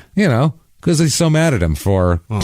Probably can't use it anymore. Well, he's not going to use it. I guess his grandfather had 3,000 pounds at the house that was like his life savings. Good Lord. So what this poor working guy has managed to scrimp together for his life. So he takes the $3,000. Now, while he's at the house stealing the money, though, someone else is there. Oh, yes. His father has a housekeeper as well. Or his grandfather has a housekeeper, 72-year-old Elsa Conradite. Okay. And this is as he's coming back in. He sees her there and he says, well, what the hell do I do here? Well, guess I got to kill her too. Oh, boy. So he does. He smashes her skull in with an axe and leaves her dead in the kitchen of his grandfather's house. So now he's got a body in the shed in the allotment. He's got a body in his grandfather's house. Right. He's got 3,000 pounds in his pocket. Time to hit the night. Right. Time to hit the bars. Hell yeah. That's what he does. He spends the evening drinking, having a good time. That's a lot of money to spend on drinking. Yeah, I don't think he spends it all. He's probably got a few bucks left over the next day. A couple of shekels. Yeah, a couple of pence. He goes, he's got 3 or 4 quid left. So he spends the evening drinking in pubs all around, bar hopping. Yeah. Hey, he finally slayed the beast. Right. In his mind, this is a celebration. Right. This is like when Henry Hill comes out of the courtroom in Goodfellas. And they go, you broke your cherry, and they all give him money. Like, that's how he feels like this is. Like, oh, man, finally. Right. Breaking through. Pub crawl time. So he, the whole night, too, he's drawing attention to himself. Attempts to start fights with several people. Oh, he feels invincible. Oh, yeah. Starts fights with people, starts like telling people, dropping hints about what happened. Mm-hmm. Like, well, hey, I'm a killer. You know that, like stuff like that. Right. Like to people he's going to fight. He's talking about like, you don't want to happen to you. It just happened to somebody else who fucked with me. Like what I just did today and stuff like that, where people are like, whatever. But he's one of these guys. He's a big talker. He's trying to make himself, and that's how people think of him. He yaps. Nobody pays attention. Right. He's a drunken idiot. He's an asshole, and I'm sure he probably got thrown out of every bar before he went into a new bar. People don't understand that the air of mystery of what somebody could possibly do to you is much more powerful than knowing what somebody can possibly do. Like, there's a dude that worked... Unless you know they're like a heavyweight MMA fighter or something, and then you're like, oh God, he could twist my head off. That's not great. I know a dude that works in soccer in Arizona that is a fucking terrifying man that just has rumors about what he'll do to you. Yeah, that helps. Bad man, and I'll never fuck with that man. That helps. I'd rather have that mystery of like, I heard that he did this, I heard that he did that, rather than I saw him do this. Well, it's not near as scary. No, well, unless it's something horrifying. That's kind of scary. Unless he smashed his grandfather's head in with a 14-pound hammer, then you go, oh my. But he doesn't tell anybody that because he can't. He's just dropping hints, and everyone just thinks it's just him talking like always. It's this asshole who talks. Yeah, we know. All right, whatever. And then they go, his grandfather fucked his mother. That's why he's messed up in the head. Yeah, that's kind of. Hey everybody, just going to take a quick break from the show and tell you all sorts of good stuff about Chime. That's what I'm talking about. There's so many extra fees you have to pay in life. Everything. You go to the airline, there's an extra ticket on that. There's extra fee on every fees and fees, hotels, fees, all this type of stuff. We're trying to make progress, and the next thing you know, here comes another fee coming at you, and it's more money than you expected, and your whole math is thrown off, and it's awful. Learn more at chime.com/smalltownmurder. Chime is great with that stuff. I mean, you can't beat if your things are a little tight, especially around the holidays or after the holidays. You need that money a couple days early, or you go grocery shopping. You got a car payment due. There's so many things that don't cross over exactly how you want them to cross over. Make progress toward a better financial future with Chime. Open your account in 2 minutes at chime.com/smalltownmurder. That's chime.com/smalltownmurder. Feels like progress. Banking services and debit cards provided by Bancorp Bank N.A. or Stride Bank N.A., members FDIC. Spot me eligibility requirements and overdraft limits apply. Boosts are available to eligible Chime members enrolled in Spot Me and are subject to monthly limits. Timing depends on submission of payment file. Fees apply at out-of-network ATMs. And now back to the show. Hey everybody, just going to take a quick break from the show to tell you about a healthy, delicious item, Hero Bread. And we're both trying to get healthier this new year. Jimmy had a eye-opening doctor's appointment and things like that. So we're trying to get healthier, and I'm telling you right now, this Hero Bread is a good step in this direction. It's delicious, and it is really good for you, and it's really excellent. They have the sliced bread is good, the bagels, the tortillas. I know you've been they're terrific. Ranting about the tortillas. They're so good. With Hero Bread, you can focus on your health goals and still indulge in the soft, fluffy experience you love, but guilt-free. I really love the little Hawaiian rolls, too. Yeah. They're so good. They're so good. The Hawaiian rolls, they're legit. They're fluffy. Yeah. They're exactly how you want them to be. You'd never know it's low-carb and high-fiber bread from the texture. You get the soft, fluffy experience you know and love with your savory breakfast sandwich, late-night grilled cheese, Taco Tuesday. Do it. No compromises, just flavor, ultra-low net carbs, 0 grams of sugar, high in fiber. It's fantastic. Hero Bread is offering 10% off your order. Go to hero.co and use the code SmallTownMurder at checkout. That's SmallTownMurder at HERO.co. And now back to the show. Hey everybody, just going to take a quick break from the show to tell you a little bit about Sono Bello. You know, the most known secret with celebrities and influencers and all these famous people is so many of them have had lipo. They've had lipo, whether it's a little touch up here or a total makeover. Yeah. Nobody has a perfect body. That's the thing. No. They may look like it on TV, but there's things that help that. Absolutely. Lipo now has changed, and Sono Bello's been at the forefront with using LAL technology and getting those beautiful and natural outcomes for each person. Looking real natural. Our friends at Sono Bello are offering their best deal. You're now included in their winter savings event, but appointments are limited, so please get on this. Sono Bello doctors are masters in micro-laser fat removal, a brilliant technique that removes stubborn fat permanently. Wherever your problem areas are, tummy, love handles, thighs, arms, it's gone in one comfortable visit. Eating healthy and workouts are great. Keep doing that, but if you want to lose that stubborn fat in one visit, check out Sono Bello. Save big during their winter savings event. Schedule your free consultation now at sonobello.com/smalltownmurder. That's sonobello.com/smalltownmurder. Now back to the show. How it works here.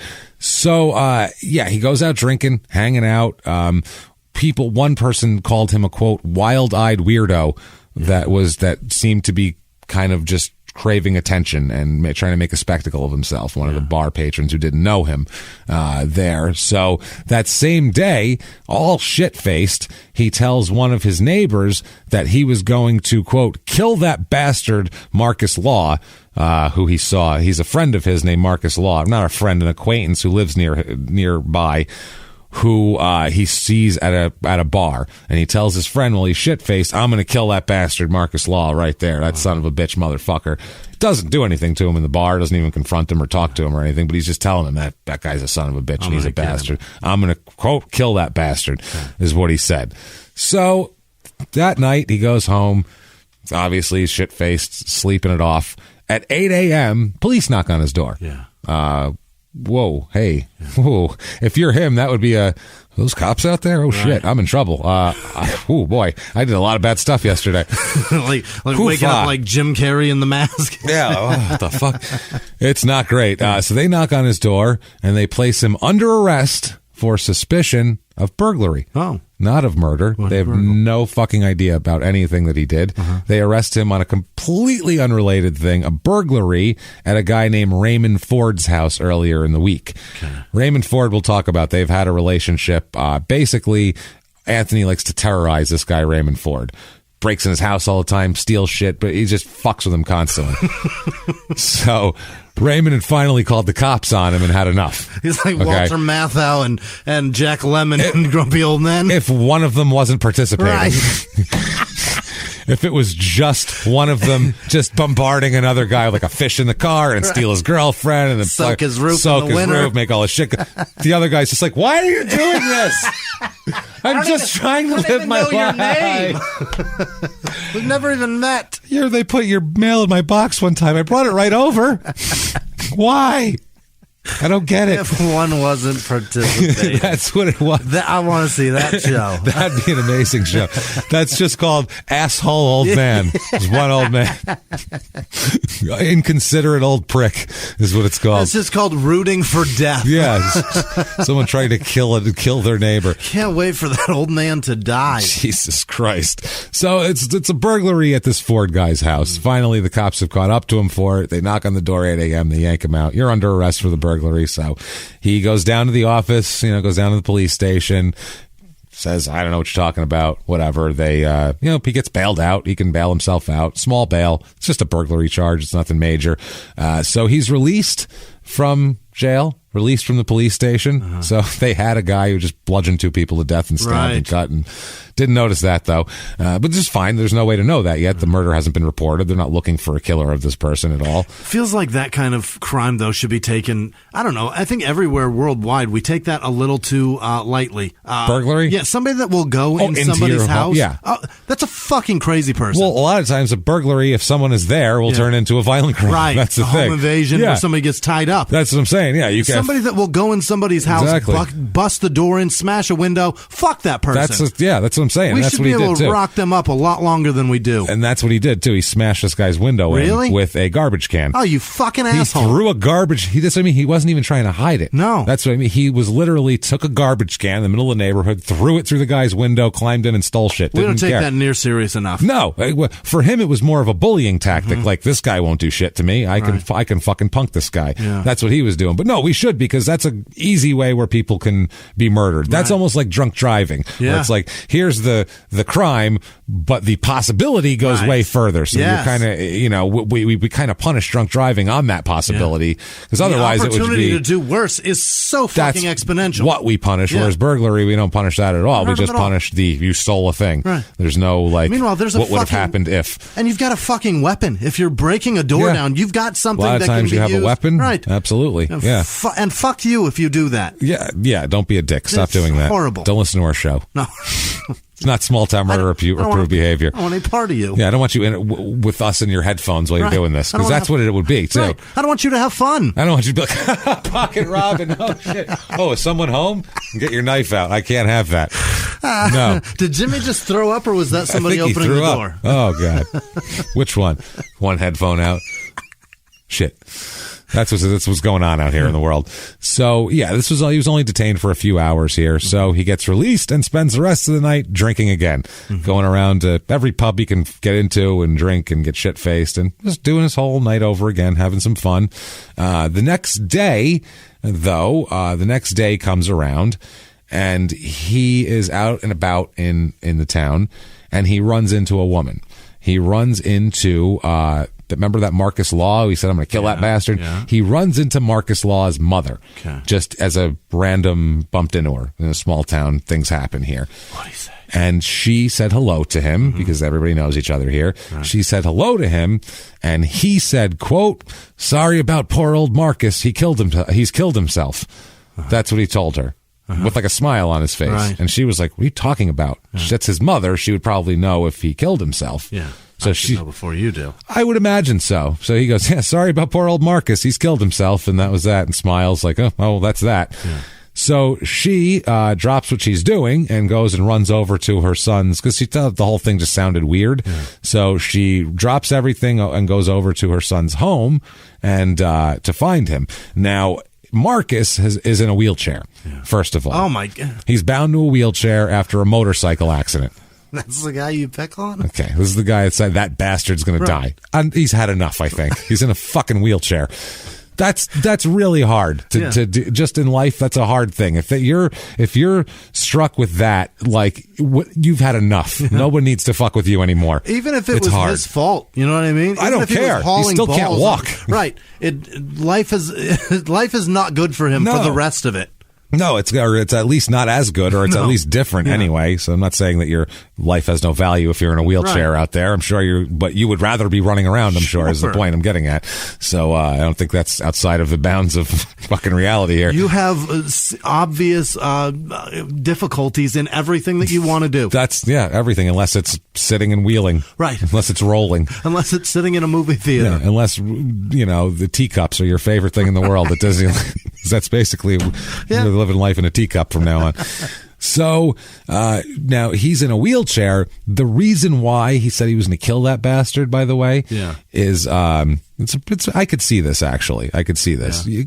Sometimes we're like, all right, there's no excuse for being, going overboard and being mad at somebody. But this is one of those things where you're like, you know what? I could kind of see it. Apparently, Marcus had smoked too many of his cigarettes at the bar one time. The guy in the wheelchair. The guy in the wheelchair smoked too much. He smoked a few of his cigarettes without asking him. Right. So he took one, and then he took more, and it wasn't supposed to. So I mean, you could see where he's coming from. Obviously, Apparently, I get to kill Short Bus. That's what I mean. Yeah. Oh. I could fucking. You have no idea. Could name him. I've had to. Yeah, you have no idea what I've done with him. I could have. Jesus Christ! You could crush him every day. Every day. For a month. Kick him down the road. And he'd deserve it. And he'd deserve it based on this logic. Based on this logic. Now, what she finds, Marcus Law's mother, is she finds Marcus ooh boy, this is a rough state. Let's talk about this.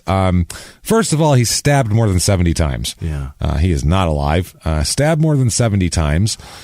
In his, his stomach is sliced open. And stuck into his stomach is one of his crutches. Oh, my God. That he has, because he has a crutch that he can, like, prop himself up. He's not in the chair right now. No, he's on the ground for this. Yeah. The crutch stuck into him. Wow. Stabbed more than 70 times. And he has, the oddest thing of all, he has cigarettes stuffed into his mouth, nose, ears, and eye sockets because he has popped the eyeballs out in order to place cigarettes in them. Unreal. Yes. Also in his ears. So later on he will say, so he would, quote, look like a birthday cake. What the shit? Festive. Yeah. Yeah. I don't know what to make of that. That'll take a lot of cigarettes. You want some cigarettes? Yeah. Like, I don't know if he just bought a carton or what, but he's like, I'll give you a cigarette. Yeah. Here you go. Like, he's dead, dude. What are you doing? Smoke 'em. You want more? I can fit more in you. Think about how angry that is to where after someone's dead, to stab someone 70 times, we've done the 100 times we're dead. Yeah. Like, to stab someone 70 times, your aggression is, dude, I don't know. You should be exhausted and you done. should be like, whew, okay. Yeah. You should be like reflective by the time you're to 55. You should be like, am I doing the right thing? At 70, you should be like, oh boy, I regret about 39 of those. Yeah, that's way too many. I think I stabbed him a few dozen too many times. My shoulder's going to hurt tomorrow. That's what I mean. Right. I pitched 9 innings today. That's what it looks like here. So to still have the anger to then cut him open, stuff a spear in him, or crutch in him, and then say, I'm going to fill every orifice he has with cigarettes. It's not enough. It's not enough. Like, you really have to have some fucking rage to you for just over nothing. Nothing. This is crazy.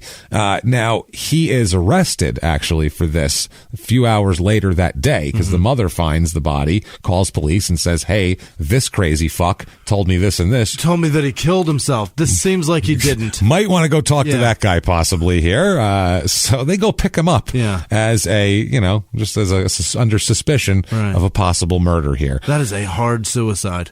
Oh, man, he really worked it. Doesn't like himself. That last eyeball was probably real hard to pry out of his head, you know what I mean? And then he would have had a hard time finding the cigarettes to put in there. It's difficult. With all the cigarettes in his ears. You do that last, right? I feel like you'd have to do that last. Otherwise, you wouldn't be able to find your crutch. Right. So he was really upset, man. Oh, boy. So he's taken in, and they interview him, and this is where it gets bizarre. Oh boy. Marcus, that's Marcus Law. Died. Anthony here, during the police interview, he has a pack of playing cards with him. Yeah. Now, why he's allowed to have a pack of playing cards in an interrogation room, I have no fucking idea. Because here, if they arrest you and you're taken in an interrogation room, you don't have anything. Yeah. You don't have shit. Really? If you're under arrest? Oh, yeah. I guess you're searched. Yeah, if you come in just for questioning, which I'm sure they took him in, they were going to arrest him, but he's there for questioning. Maybe they'd at least search him for weapons, and I guess playing cards aren't weapons. So he's got these playing cards with him.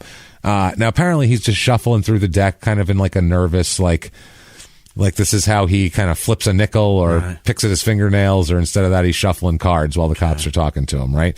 So they let him do it because they think, okay, maybe this makes him more comfortable. Maybe he'll tell us something. A lot of times, you let somebody do that until it becomes obvious that they're doing that, so they don't have to tell you things to make them more comfortable. It's one of those things. Sometimes they need to do shit like that so they can talk, and sometimes they're doing that so they won't talk. So sometimes you have to take away their shit in interrogation. Yeah. It's weird stuff. When the Burger King makes them talk more, you keep ordering Burger King. That's it. Yeah, exactly. That's exactly the fucking right thing. They do that with in the homicide book. They talk about that. They couldn't get this guy to crack, and he was smoking a pipe, so they eventually took his pipe away from him to see if maybe that would get him to fucking stop. Maybe that would get him to crack. He didn't, but it was a good idea. It's a good try. It's a good try. Yeah. Nice try, guys. So an 11-year-old girl's murderer walks free still because of that shit. So he has this pack of playing cards. He's shuffling through them, and they're trying to talk to him about Marcus. They're trying to ask him questions. They're trying to ask him all this shit, and he's just looking through the cards. He's like picking one card. He stops. He's ignoring the detectives. He stops when he gets to the 4 of hearts. Arkwright does, okay? He stops, and he has a statement to make to the cops. Tells them, shut the fuck up, I gotta tell you something. Holds up the 4 of hearts and says, quote, I can read the future from these cards. Okay, that's number one. This is going to be good. Oh, yeah. I can read the future from these cards. Hey, you got to go. All right, you pull your chair a little closer. Yeah. I'm interested. Yeah. Shoot, let's go. Right. Then he says, quote, this is the MasterCard, the Four of Hearts. Is it? Okay, well, in his world, this is the MasterCard. It means you have 4 bodies and a madman on the loose. I can see Marcus Law, but the others are indescribable. They're just too horrible to describe. And then he stops talking and he won't say anything anymore. Okay. So he just essentially told the cops, this card here represents the 4 people I've killed out there that are way more horribly done than Marcus. And you haven't even found him yet. And Marcus is one of the 4. Marcus is one of the 4. That's why he says, I can see Marcus, but the others are indescribable. They're just too horrible to describe. So he's telling them, you got some more work to do, and he's telling them, you got 4 dead bodies, not 1, by the way. And you got to count them, 1, 2, 3, get out there. Yeah, so far we've counted Marcus Law, Grandpa, and housekeeper Elsa. Yeah. That's 3. That leaves 1 more. Well, let's find out here. So the police were like, there's 4, because they didn't know about the grandfather or the maid yet either. They just knew he killed his friend, Marcus Law. So they're like, okay, is he full of shit? Because they notice right away that's his personality. If you're a detective, you can tell right away what the hell kind of people they are. If he likes to sit back and play with the cards and do all of that, he's enjoying this whole thing. Yeah. So they don't know if he's just playing with them, trying to get them to go out on a wild goose hunt while he sits back and shows that he has control. Right. Exactly. Like if it's like a 7 type situation, so I feel like they think it's like that. But he wouldn't say anymore. They kept asking him, what does that mean? What does this mean? And he just would shrug and be like, I don't know. You guys should go find out. Right. Like, I don't know. You're the cops. I've given you all the information. I've given you everything. So he just loved being the center of attention. And he said also that, by the way, I didn't kill Marcus. I'm just telling you that this is the MasterCard and he's dead. Yeah. And I see him, but the others are too horrible. So you guys might want to get on that. What the fuck does that even mean? That's what they're thinking. Yeah. What does this mean? What is this? Are the cards important? Right. What the fuck is going on here? Is there a cult? That's the other thing too. What does this mean? Is there a cult? Are there other people? Right. Are there 4 people killing 4 people? Like what does this mean? He won't say shit. He'll just smirk and be like, nah. It's just a 4 and it's red and there's hearts everywhere. Out. Well, boy. So they didn't have a lot of evidence against him, really, for 4 crimes. All they really have, even with the Marcus Law crime, they have the mother thought it was weird. That's it. He doesn't admit to it. There's no evidence of it. This is 88. DNA is still not a thing, really. That's, regularly done. It takes a long time to test. It's like the last thing they think of, DNA at this point. So in America, you can hang on to that guy indefinitely, yes? For suspicion of murder? For a suspicion of murder. You have time to set up the case. You have to charge him at some point. You can't just keep somebody without charges. Right. That's the whole point of the Constitution is to not. Can you do that shit in England? Can you just hang on to him forever? I'm not sure, but I'm not sure. You can hold him for questioning, I think, and that's what they're doing here. Like, hey, you stay here while we go over to that guy's house and see if he's dead and you murdered him. And then keep telling every day, we've got to go look at another house. We got to go look at another house. And every day just tell them something else? I think you can be held as, there's different ways they can hold you, but it's always like, you can't just be like, we threw him in there and forgot about it. Like, there has to be like, he's we're holding him under suspicion of this, he's a material witness of that. There's always, something here. So, wow. Jesus Christ. They look into this guy a little more, Anthony. They're looking into him and they're like, all right, well, let's figure out who this asshole is and what's been going on. They know he's like a petty thief and all that sort of shit. So they look in his record and they find out that he was just arrested 2 days ago for burgling. Yeah. So they're like, okay, who did he burgle? Let's go talk to that guy. Maybe he knows some information. Makes sense, right? Yeah. So they want to go speak to Raymond Ford to say what the fuck happened here. So PC, who's their police officer here, PC David Winter, he goes to Raymond Ford's house and sees, knocks on the door, nobody answers. There's a big broken window that someone had thrown a fucking garbage can through, which was our guy Anthony here earlier that week. So the officer decides to climb into the broken window and see if the guy's inside. It's like, it's fucking broken and open anyway. I might as well climb in. So he goes, and this is a follow-up on a burglary just to try to get some more information. But what he comes across when he gets in here into the place is, first of all, what he describes as just a ocean of empty cider bottles. The guy's a real alcoholic, Raymond. He's drinking. He's a real drinker, yeah. Just leaves the bottles? He just leaves bottles everywhere. Drops them on the ground. That's how drunk he is here. And it was very, very hot in there as well. Really hot. Booze everywhere. And, the floor was just littered in shit, basically. They just saw stuff all over the floor and bottles and everything like that. Cops were tiptoeing around. Sure. Shit on the floor. They didn't even know what it was. So several items here. One thing they find, in addition to all these bottles and things, is a devil mask. Yeah. They find a mask that's a devil mask just sitting on the ground too, which are like, okay, maybe this guy had a devil mask, whatever. There's a fuck fest in here. This looks like a fuck fest happened. This is like Patton Oswalt's fucking fuck squatch joke with the. That's what this. You don't know that joke? Fuck squatch. Fuck squatch. It's a great joke about going to look at a house that he was going to buy, and apparently the people who lived there didn't know that the real estate agent was coming over. Oh no! And it was like the morning after an orgy. So he's like, it smelled like sex, and there's this kid threw on girls' clothes by accident. He's trying to walk out into the woods, and he's like, look, everyone, it's fuck squatch. It's a great joke. One of the good ones there. It's a fucking great joke. It's an oldie but goodie. So anyway, they find the devil mask. The TV is on and blaring. That's why the guy went in the window. He's like, well, maybe somebody's here. Someone's here. The TV's on. The central heating is pumping as well. The heat is on. Pumping. Yeah. And this is August. Yeah. So shouldn't have it on. Strange. Yeah. Heat's pumping. It was just eventually here when he's walking around, he starts to notice some blood on the floor. Starts to noticing some blood stains here and there around the place. Then he starts to get a smell. Starts to get a whiff of which smells like not sex, human demise. Yeah, this is definitely not a fog bank of twat mist, as Patton Oswalt described the smell coming from this place. Disgusting. Yeah, a very, very descriptive line, though. Very funny. You get Patton the Oswalt. idea. You get what he's talking about. This is the end of someone's life, not the beginning of someone else's life. Clearly, right. So this makes them the police. Winter here. He goes down into the bedroom, follows this kind of trail, and that is where he discovers an absolute fucking shit show. Yeah. Whoa, buckle up, guys. This is a rough one. I'll try to make it as least graphic as possible and the most decorating for Halloween, I guess. I don't know how else to describe it. Okay. First of all, put it this way. The cop realized the things he was trying not to step on through the hallway and living room were organs. Oh, no way. This dude is scattered. Oh, my God. Yeah. I'll let the cop describe it for a moment. He says, quote, "There was blood on the walls. I opened the bedroom door and I thought there was a pile of clothes in the corner, but there was this body underneath this and all the bits and pieces I'd seen in the hallway. That was all his organs."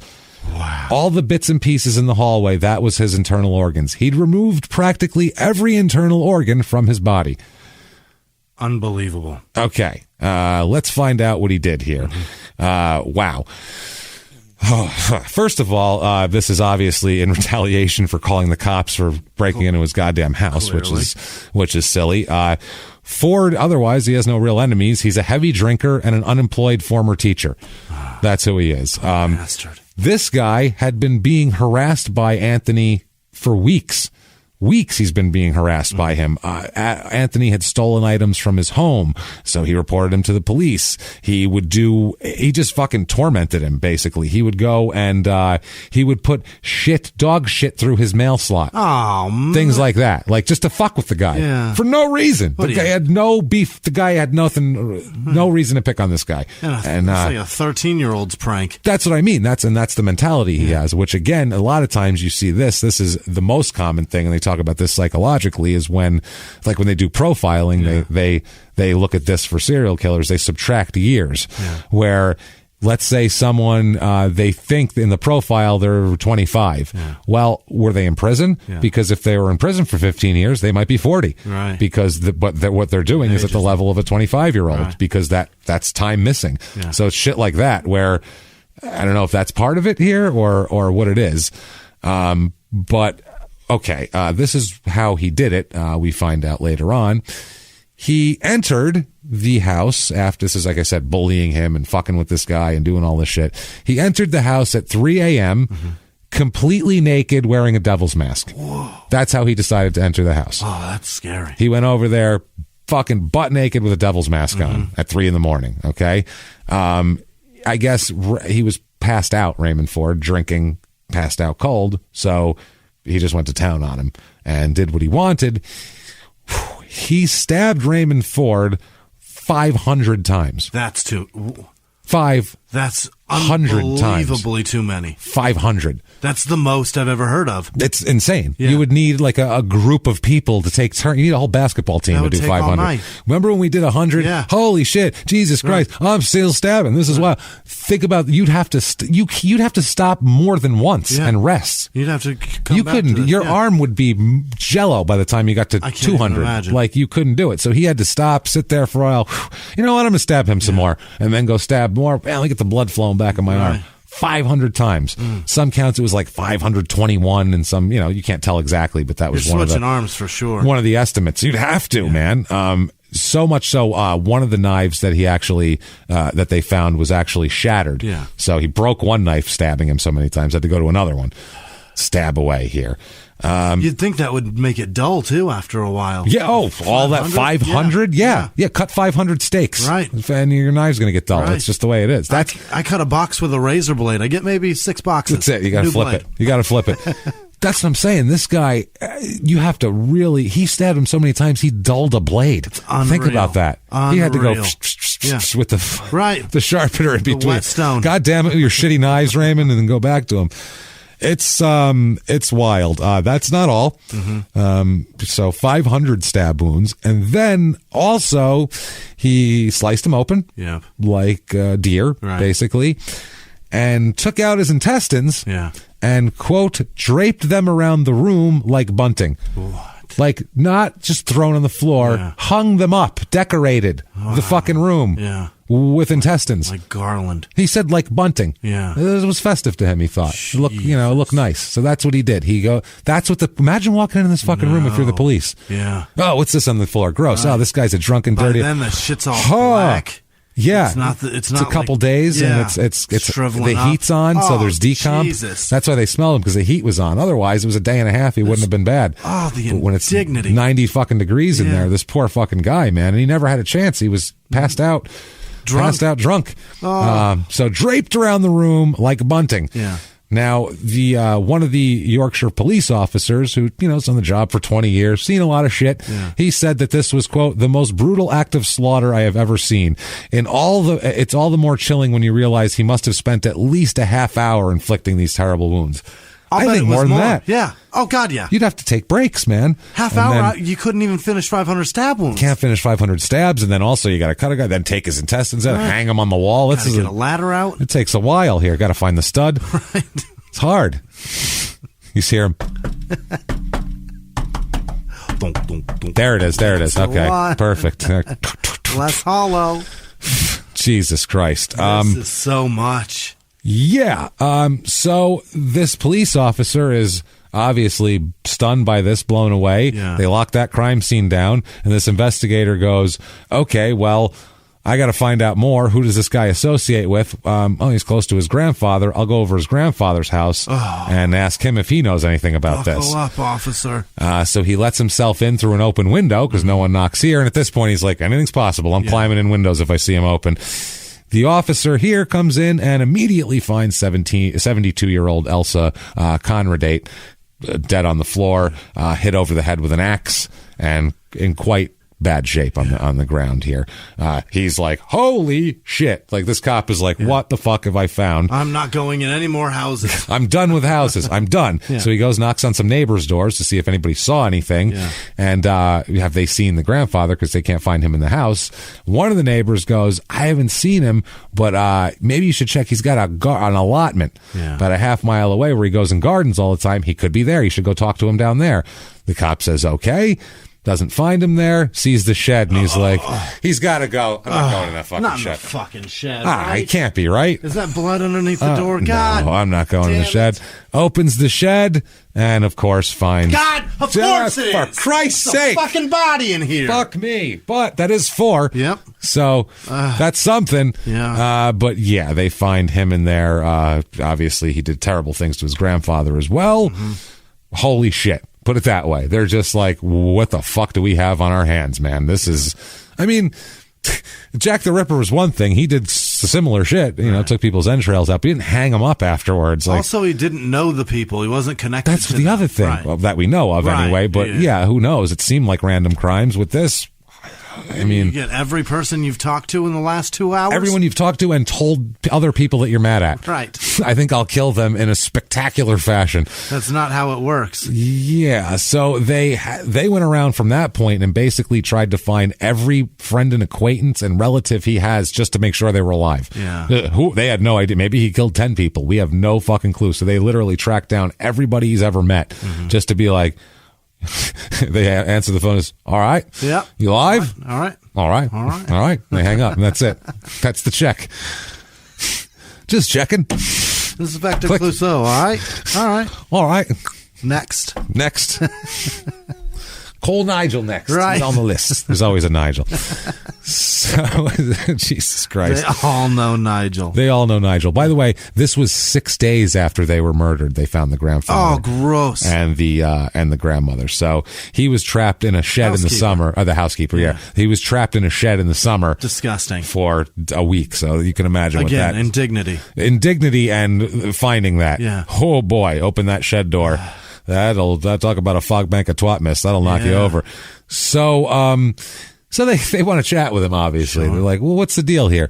He eventually confesses he's like, yes, I killed my grandfather. Yes, I killed Raymond Ford, too. That motherfucker had it coming. Sure did. Marcus Law, you bet your ass I'd kill him again if he was in the room. He's the worst. You'd have killed him if you knew him. Yeah. We'll put it that way. He was a total asshole. You like to smoke? You look at that wheelchair and you think, oh, what a sweet guy. No. He'll steal your cigarettes in a heartbeat. And then you got to make a birthday cake out of him. That's how it works. He's like a Mormon on his own. Absolutely. All by himself. And then he said that he said, I did not kill Elsa. No. Didn't kill her. I don't know what you're talking about. Mm-hmm. He said, I did see her. I went over there, took my grandfather's money. I stood over her dead body with an axe in my hand, but I wasn't the one who killed her. It was another axe, separate axe. Yeah. Totally separate acts I had. But check on her sister. He'll never admit to this. Really? He will not admit to killing her for some reason. I don't know what it is. I don't know if it's a 72-year-old lady. I think it's the lady. I don't know if he has a weird thing, but he will not admit to that. Like, hey, I might be a sick fuck that'll drape someone's goddamn intestines on the wall, but I'm no woman killer. Like, okay. I stumbled upon somebody else's handiwork. Weird. He's a real asshole, if you ask me. I mean, it was pretty good. It was impressive. I got to be honest with you, but wrong person. Job. Wrong person. Right church, wrong pew. You know what I mean? All right. Sorry, mama. Okay.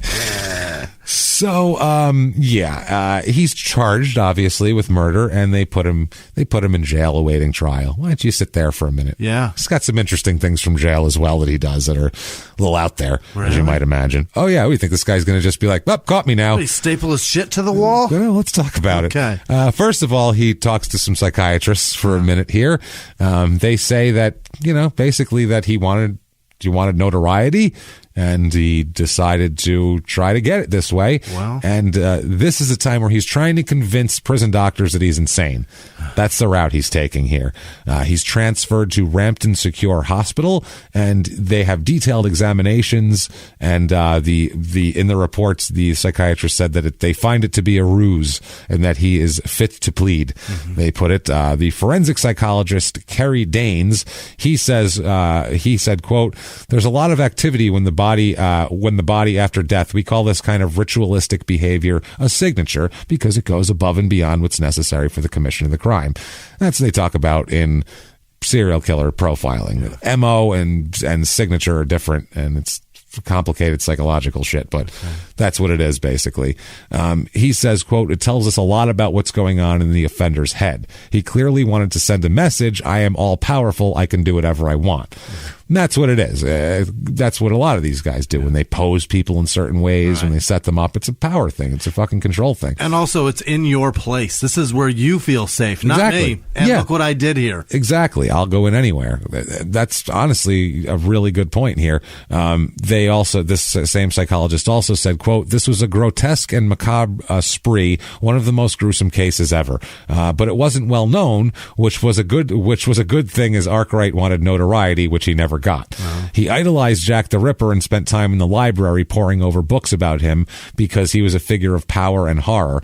It's clear he enjoyed the theater of his killings and wanted to be this figure of mystery and power like Jack.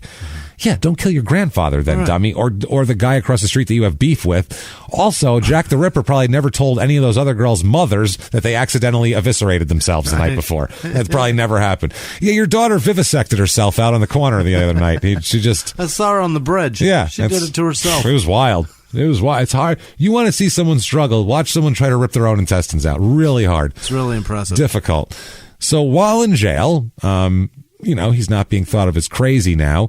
So what he does is he says, tells the cops that he needs more attention. Mm-hmm. He tells the cops, there's a fifth victim, by the way. All right. I got one more. Wouldn't you like to find him? Okay. So they're like, oh, yeah, we'd love to. And at this point, anything's possible. This guy told you anything, you'd believe it. Right. Because if he said, this is what I did, and he told you all 4 of those murders, you'd be like, the fuck out of here. Right. Nobody would have believed him. They'd have been like, he's making it up.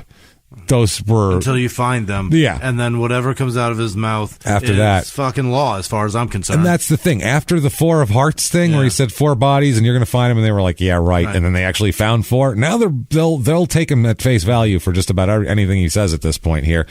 So at this point, he says that, if there's a 5th one, this sends police looking for him. He says that it's a nearby lake, near a lake and in a drainage ditch is where this body is that he's murdered, apparently. Police, for days, they comb the earth. Shitload of lakes, don't they? Yeah, it's a particularly tells them where it is. Right. He gives them a pretty specific location. Okay. So they go out there for days, they have dogs, and they never find a fucking thing. Right. Never find anything. They, in the end, figure that it was probably just to gain attention. And, he continued to do that throughout his jail stint. He was mad at what he called a lack of respect. He didn't feel like... Who?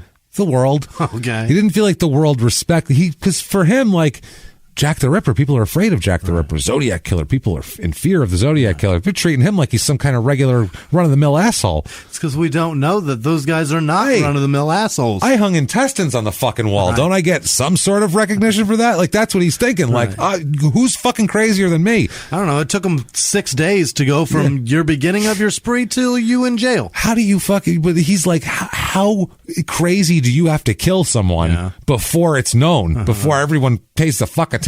Jesus Christ. I mean, honestly, the birthday cake, the bunting, I tried. Right. Tried my best to get some goddamn attention here, just like as a child. He can't get the attention he deserves, or he deems that he deserves. So what he does is he makes his own attention by smearing shit all over his walls. Yeah.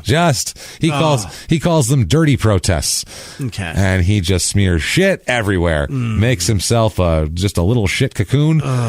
And, they have to come in and clean it out. It's disgusting. It's goddamn disgusting. Dirty what? A dirty protest. Okay. It's a dirty protest. No, that's a filth painting. That's just, man. Yuck. I don't know if he drew anything or wrote anything or I don't know if he's an artist. Yeah. I'm not going to, who knows? Just one hand smears it. The man could be an artist and that's just his medium. Yeah. I'm an artist. My medium is shit. I've heard weirder shit, honestly, if I'm being honest. I've heard people making, paintings out of, like, animal guts and blood. There's and a lady like that makes earrings out of animal droppings, James. That's what I mean. So what the fuck? If someone was an artist and that happened to be their medium, he fine. Drew Banksy's with shit. I think so. Like a panda with a grenade, but it's in his own shit. I feel like it's that, or just like one Chinese character for some reason that isn't a real one. Yeah, but that is really wild. How he got that little baby to have that gas mask, and the balloon is red. How did he get red? That's amazing. Oh no. Well, obviously has problems in his stool. Get him to the doctor. Oh man, what is that? That is pretty. Look at that. It's yellow. The texture. I like how he did the shading on the left side of it. The shading is very impressive, I gotta say. Shit shading is not easy. Looks like he drew, it looks like a number 2 pencil, but it's not. It's just number 2. It's Anthony Arkwright in excrement. It's a self-portrait. Not in charcoal or in watercolors. Yeah. In excrement. That's all. It's going to be valuable. He said, if I'm not going to be known as a murderer, I'll be known as an artist. Yeah. Damn it. One doctor commented when he was trying to say he was insane. One doctor called him and said this in court, that he was, quote, the sanest person in the building. Motherfucker knows exactly what he did. Yeah. This is after he described stabbing someone 500 times and hanging his entrails around like bunting. And then he said, sanest guy here. Who's the fucking insanest then? Let's avoid that guy. So point me the way to the fun one. Who's the craziest then? Because what the shit is happening here? This guy is dirty protesting. Does everybody do that? Apparently, and there's one that does it worse. He does it no better, I think. I think you mean better, Jimmy. Internationally renowned artist. There's an impressive one. It's very impressive. He's a shit artist, is what it's known as. Nice poop artist. Real Bob Ross. He's a real Bob Ross in the poop element. It's amazing. See, that's the thing. Bob Ross, I like what he does, but he never really explored poop as a way to express himself, and I feel like this guy has. That's what's important. Here's a happy tree from Bob Ross. See, here's what prisoners make angry trees. Angry Look trees. at this. I made a tree with shit on it. That's my tree. Bob Ross got happy little leaves. Mine's just shit. Mine are furious leaves. Nothing but shit. Right. Furious, angry leaves. So the prosecutor, once court comes around, he says to everybody assembled, quote, the mother of Marcus Law was to find her own son dead. Even before the discovery, Arkwright spoke to her about the death of Marcus, thus betraying his knowledge. So that's how they set the whole thing up. They charged him with the 3. They let the 4th one sit, the Elsa, because he hasn't admitted to it, and they're like, 3 should be enough. Yeah. And the judge says that will be held, quote, on his file. So they can charge him with, it's murder, so they can charge him with it anytime they feel like it. Yeah. So I feel like that's because at the time there was no life in prison forever. So I think that's just in case he gets out someday, we could always charge him with this one too. It's one of those. Just have it statute, just like an extra. Here. Yeah. There's it's murder. Right. So murder, as they say on The Wire, murder stays murder. It does. It certainly does. Bunk told Omar that. Oh, murder stay murder. Because Omar's like, I can give you some old cases. They're old though. And he goes, oh, murder stay murder. And let me get a pad and pen. Shit, I don't give a fuck if they're from 10 years ago. It's still murder. So, he, oh, wow. This starts to go on. The trial begins, and there's an adjournment requested by his legal representation. And at the end of this adjournment, he's decided that he'd like to change his not guilty plea to a guilty plea just for the murders of his grandfather, Raymond Ford, and Marcus Law. So the prosecutor decides that they're okay with that. They're going to take that and they'll drop the 4th one and put it on his file. That's the agreement in the plea deal. Now, before sentencing, imagine you're his attorney. You're trying to get a light sentence. Yeah. He's clearly has so much people love. No, they don't. Have you seen his Thomas Kincaid? I was just going to say, have you seen his Jackson Pollock prison wall? Have you seen that? That was comes in 3s, Jimmy. That was the 3rd one. It goes by Jackson Pollock. It's pretty good. That's where the red comes from. See how that works? That's why there's red. Jackson Pollock. That's the guy. Oh boy! Yeah, it's a nice one. Once you see the shit Pollock up there, it's pretty good. It's not too shabby. You have to try to defend this and make this sympathetic. Nothing. Like, thanks. I got nope. Yeah, I got nothing. I got shit. I just picture him at home. Like when you're like a little kid and you draw on the maps on the placemats at a restaurant, and you're just like, oh shit, dead end. Oh, nope, that's right in the hippo's mouth. Right. Oh, fuck. Oh, no, that's down the waterfall. Shit. And then eventually it's just goes right in the tiger. His art, I guess. I don't know what else to say about it because it's just shit. So much like his prison cell, all I've got is shit. I got a lot of shit here. So now his lawyer, this is James Chadwin, this poor bastard. He said, quote, Arkwright is a young man. True so far. True so far. I just leave it at that. Sat down. And then he said, thank you very much. And he went and sat down. Started making notes on his thing like, okay, do that. People are like, is that it? He's a young man who suffers from severe personality damage and disorder. He's clearly fucked up. Obviously. He has shown signs of disturbance since the time his mother left him when he was 4 years old. That's what he's saying. He says that, you should take mercy on him here. The judge, on the other hand, has something else to say. The judge, Justice Borham. Oh, boy. Borham. Probably Borham. It's Borham, probably. He said, quote, that the murders, quote, can only be described as horrible offenses of sadistic cruelty for its own sake. I accept you have had a deprived and disturbed childhood, but that cannot be an excuse for the appalling cruelty and apparent sadistic pleasure with which you carried out these offenses. There is nothing in the medical evidence to suggest anything to mitigate what you have done. I have no doubt, having read the reports of 3 eminent psychiatrists and others, that you constitute a serious danger to the public and will remain so for a very long time to come. You, sir, may fuck off. Life in prison with a recommendation that he serve at least 25 years. I want him in. Is that the stiffest? That's what they got. That's all they've got? Yeah, I want him way longer than that. That is not enough. With the minimum of... He could be out in his 40s. We hang you from the rafters. Ready to... Yeah, that's the minimum of... Yeah, if you are to get out, you'll have to leave your entrails hung around your cell like bunting with your shit. Sir Anthony Hopkins will open you. Yeah.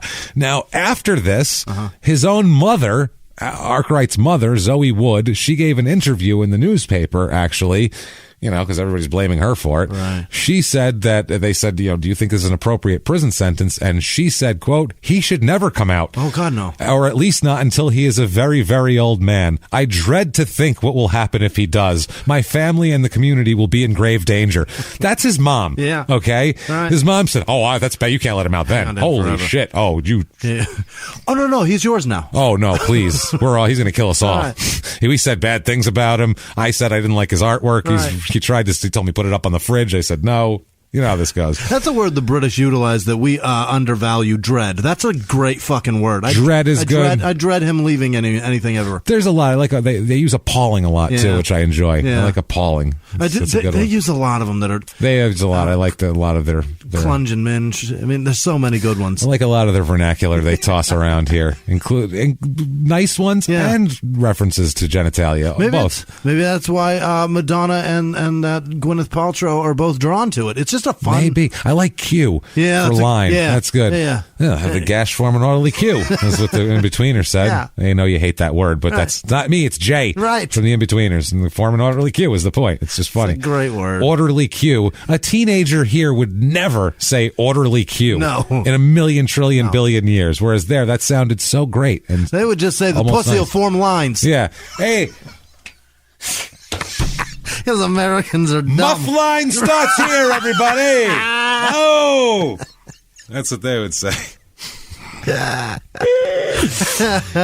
So pussy single file, please. Single file.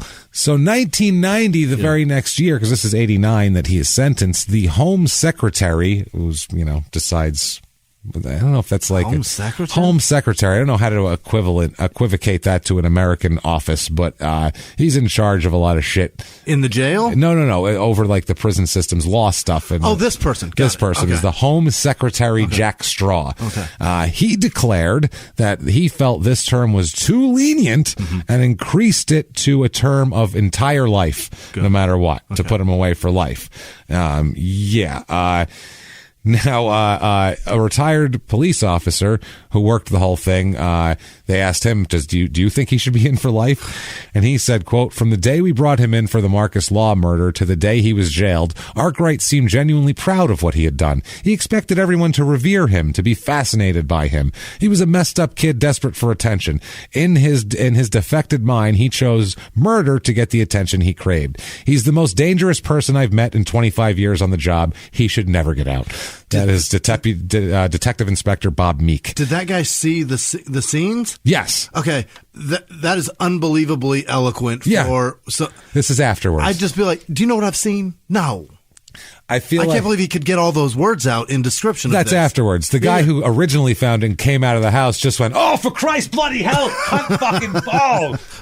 Puking on his own legs. Bullocks up! Yeah, Jesus!" That's all he said. Just every puking on his knees. Oh, I give £1 million to not do this anymore. Just in any British statement. Should have gone to bloody uni. Oh, I should have gone to bloody uni. Oh, I went to a public and then just dropped out. Should have went to uni. Should have listened to me, folks. Oh, man. So they think he should never get out. Yeah. He is also the youngest offender to have been issued a whole life tariff by any appropriate authorities, is what they say here, which is weird. He was only 21 when the crime occurred, and he's the youngest person that they gave that to in England. Now, I looked up some shit for life sentences in the sentencing guidelines in England, because here and there are way different. Right. Here I found life sentence. The act of murder in England and Wales carries a mandatory life sentence to anyone aged 21 plus, with those aged 18 to 20 years sentenced to life in custody, and those under 18 presented a sentence to be detained at Her Majesty's pleasure, which sounds terrible. Sounds like they're going to go, they're going to go down on the Queen when she's fucking bored at the end of the night while she drinks her tea. Your punishment is to get to the Queen's wish list on Amazon. Bring in the murderers. The Queen's feeling froggy. And bring her a new wand. Yeah. The last one you brought in, destroyed it.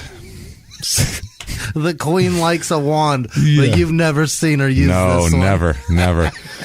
So life sentences are automatically applied for the following set offenses: murder, attempted murder, conspiracy to murder, or incitement to murder, manslaughter, rape and attempt rape, and intercourse with a girl under 13. Doesn't say anything about a boy.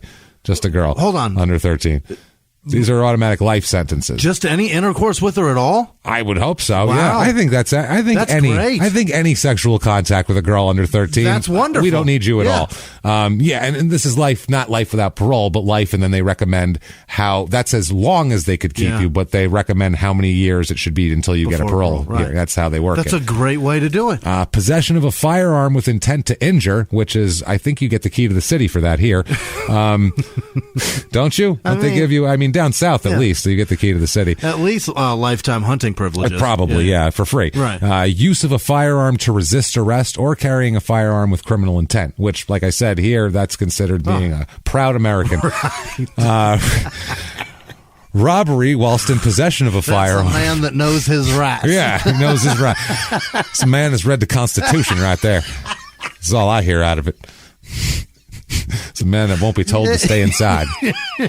It's a man that will not be denied. He will not be denied. Robbery whilst in possession of a firearm or imitation firearm, and with the following terms applied to each sentence dependent on the severity of the crimes. 30 years before parole is considered for murder involved. It's very specific. Murder involving a firearm or explosive, that which is the highest one. So shooting someone's the worst thing you could do there. Or exploding them. Right. Which are pretty similar, honestly. Just in a smaller scale is just all it is. Murder done for personal gain, contract killing. Murder to obstruct the course of justice, witnesses. Murder involving sexual or sadistic conduct. So you want to do some weird Ted Bundy shit, you get that. Multiple murder, racially, sexually, or religiously aggravated murder. Hate crimes. Murder committed by those aged 21 who should, under 21 who should deserve a whole life order. And then 25 years before parole, that's murdering with a knife. 12 to 15 years is murder committed by a minor ages 11 to 17. And then 15 years is any other murder. I don't know what the fuck that would be, because you went over you went over explosion. Right. And this is all of humans, obviously. Now, in 2003, the Home Secretary that's when they changed the law completely, so that his Home Secretary David Blunkett changed the law so that certain people sentenced to life in prison would actually serve the rest of their lives with no chance of parole. So they cemented it. This was challenged in 2013 in the EU. It was challenged when the European Court of Human Rights decreed that whole life terms without the option for review or parole amounted to inhuman and degrading. Yeah. Degrading. I forget it. I give up. It's degrading. It's shitty treatment. Yep. Yeah. Degrading treatment. He said that this is David Blunkett. He said in 2003 we changed the law so life really meant life when sentencing those who had committed the most heinous crimes. Another politician here said, quote, "I pushed this through Parliament in response to the overwhelming demand of the British people for clear, transparent sentencing and for the certainty that what starts out as clear and unambiguous punishment will end up being carried out." They have a list of where it's really set out. We have none of that shit here. It's state to state. It's judge's discretion. We have all our shit. I wish it was laid out like that. It's way more organized. Yeah. This person also said, whatever the technical justification in the Strasbourg court may have for striking that down, it is the right of the British Parliament to determine the sentence of those who have committed such crimes, and for democracy, which choose a sentence many years ago as an alternative to capital punishment, to have the will of the people implemented. To do otherwise can only lead to disillusionment, mistrust of, and a dangerous alienation from our democracy itself. Yeah. Jesus, not bad. However, the Court of Appeal ruled that whole life sentences were entirely compatible with European Convention of Human Rights. So they struck down the strike down. So it's okay to have those. 2014, in February, Arkwright, along with killer Arthur Hutchinson, pleaded or appealed against the whole life tariff imposed on them. 3 high court judges rejected the appeal, saying that the whole life tariff was completely lawful. You, sir, can continue to fuck off and keep fucking off, because they're never letting him out. Life. They're never letting him out, and I don't think they should. Mm-hmm. Now, recently, this was in 2019. It's still going on. It's just going to be later now. They were casting for a World's Most Evil Serial Killer show. Really? And I found the casting call for it. Woodcut Media are the producers of the long-running true crime series World's Most Evil Serial Killers, which features reconstruction scenes of various cases. For our latest episode, we're looking for 2 people to play police officers who worked on the case of Anthony Arkwright. Can we raise our hands? Can me and you do it? Calm down. Caucasian, short brown hair, slender face, no beard. Okay. Caucasian, so only tall. Short brown hair, short brown light hair, rounded face, no beard. It's me. So I'll shave your beard. And we let your hair grow. It's us. It's important that the people have not already played a part where their face is shown in another series. Who knows when it's going on. Payment.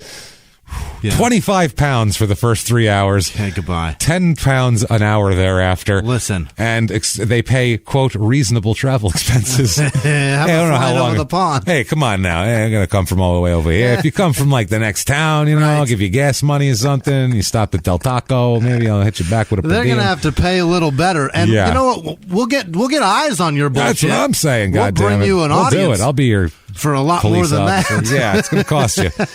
I'm going to bring it to you for free, goddammit. Some good facts came out of a book I found, some good shit that was nowhere else, so that's why I want to give them credit, in a book called Life Means Life, Jailed Forever, The True Stories of Britain's Most Evil Killers by Nick Appleyard. That had just a few things that were nowhere else. So it was some good finds there. And that, my friends, is Mexborough, Doncaster, South Yorkshire, England. And I did that without looking. Yeah. Wow. I want to see you running out of a shed screaming bollocks, bollocks while I puke on my shoes. I know. Bollocks, bollocks, oh, jeez, ow. And I'm puking going, that's not clunge. Oh, for fuck's sake. That's not. Oh, it smells like bad mint.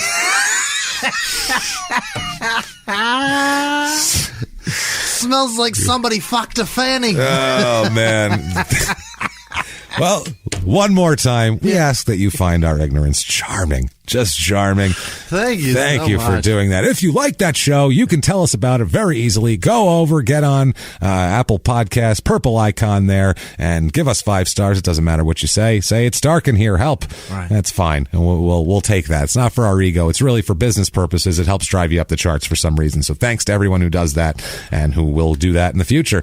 Thank you very much. Go to shutupandgivememurder.com for everything new. All sorts of new stuff up there. There's merch. There's masks that we have a charity thing going on for. So get on that. They're awesome. They're really cool masks too. They're awesome. If you're going to wear a mask, which you should probably, you should check these masks out. We think you'll like them. You can do that. Also get your tickets to live shows. Right. Also get all your crime and sports stuff there, as a matter of fact, as well. And listen to Crime and Sports. Get tickets to live shows that look like they're going to, for now, look like they're going on from July on. A few tickets left in New York and Brooklyn at the Murmur for August 22nd. Not a lot there, so that's they went pretty quick. Boston sold out. Where are we? Detroit, Cincinnati. There's a few tickets left for each of those, and then we're in Atlanta, New Orleans, Northern California, up in San Jose and Sacramento, Tampa. We're down in Tampa and Orlando. So, check those out. San Diego, LA. We're coming all over the place, as we like to say. We're coming all over the place. It's going to be gross. It's going to be disgusting. So, come out and see us there and hang out with us at a live show, because they really, really are fun. Do all of that stuff. Also, another way you can get a hold of us quick is our voicemail here. You can leave a voicemail, and sometimes in our bonus episodes, we go over voicemail calls, and it's a fun thing. 602-759-0606 for anything you want. Weird stuff you want to tell us about, some strange festival in your town, or a murder, or just some crazy shit. We're open to hearing it. So do that. Follow us there. You can follow us on social media extremely easily. We are at Small Town Murder on Instagram. We are at Small Town Pod on Facebook, and at Murder Small on Twitter. There you go. Find us all there. And if you want to be a hero of ours, goddammit. Boy, can you. Oh, by the way, listen to P.S. I Hate This Movie on Fridays too, with me and my wife Sarah Hunt as well. If you want to be a hero of ours, though, an absolute, one of the people we love. Real angel. We think of you at Christmas. Put it that way. We think of all the warm feelings we have. We send them to you. Right. You want to be one of these people, and maybe even want to get access to a ton of bonus stuff. You can do that very easily at Patreon. And we've done Small Town Murder bonuses like every week lately. Right. This year, this is our 9th one we're doing today. We have some crime and sports ones. So we try to switch it up. Today's episode, this week's bonus episode, is going to be Prisoner Dating Game, All Violent Felon Edition. Oh, boy. Where Jimmy has no idea what these people have done until after he chooses a mate. Right. So we'll find out. Will Jimmy end up with a pedophile? Let's find out. It'll be a good time. All Violent Felon Edition. So that's the bonus episode. New stuff every week. Cases, weird stuff. We try to put some crap out there for you. So do that. That is over at patreon.com/crimeinsports. Or you can make a one-time donation just to be a nice person and get yourself some good karma. Going to PayPal and using our email address, crimeinsports@gmail.com. And that's another way you can get a hold of the show and let us know anything you want to let us know. I think, Jimmy, I need to hear people's names. Oh boy, do I! That's what I need. You have them, and I need them. God damn it! Smear them all over the wall like your own shit, Jimmy. Hit me with them. This week's executive producers are Casey Crow, Chase Pickenpaw, Heather Ramsey, Jordan Bennett, Jennifer Justice Thompson, thank you very much. She donated both ways. Devon Cleveland, Christopher Kemper, Jared Hohe, he donated both ways. Yo Mama Pushi, which I imagine is them trying to say that my mom's pussy donated to us, which is very sweet. Your mom's pussy's so nice, Jimmy. What a sweet lady. It really is a good one. Eric Berg, Laura Doubt, I think so. Tally Sipiol, Chuan Chi Chan, Erica Oakton, Michael Orr, Lisa Brink. Happy birthday, Lisa. Happy birthday. Retta Ekstrom gave it to us both ways. She wanted us to say really? Exactly those words. Gave it to us both ways. Alex Hopper, Desiree Rose Buckingham Pam Ramirez, Caroline Russell, Tanya Volanek, Taylor Seaman, which is a brutal name to have, but she donated both ways. Or he. I'm not going to judge. Seaman both ways. Thank you. Taylor Bean, Larry Butterfast and his sweet stash, Stephen Rude, and that is our executive producer. Thank you, guys. Other producers this week, Andrew Welmer's happy birthday, Savannah Storms, Jenny Murdoch, Joanna Orlando, Zach Nene, or Neen. I don't know. Brandy Eastland, Nuhu Ibrahim, I think. Kay Clark, Doug Gerard. Shit. Okay, here we go. Now I've got 6 pages of Yes, I Can. Keith Rashad, Jessica Archoked, Lindsay Redmond, Heather Walter, Megan Peacock, Amelia Penko, Alexandra Lemur, Nick Bowers, Portland Small, Kendra Moran, Nick Laterno, like Mary Jo. Like Mary Kay? Yeah, Mary Kay. Yeah, Mary Kay, right? Yeah. Not Mary Jo. No. Mary Jo's Buttafuoco. Right. Yeah. Jesus Christ. Mary Kay was the one that married her kid. Or the student, yeah. Had a kid with him. I think Nick took Mary's last name.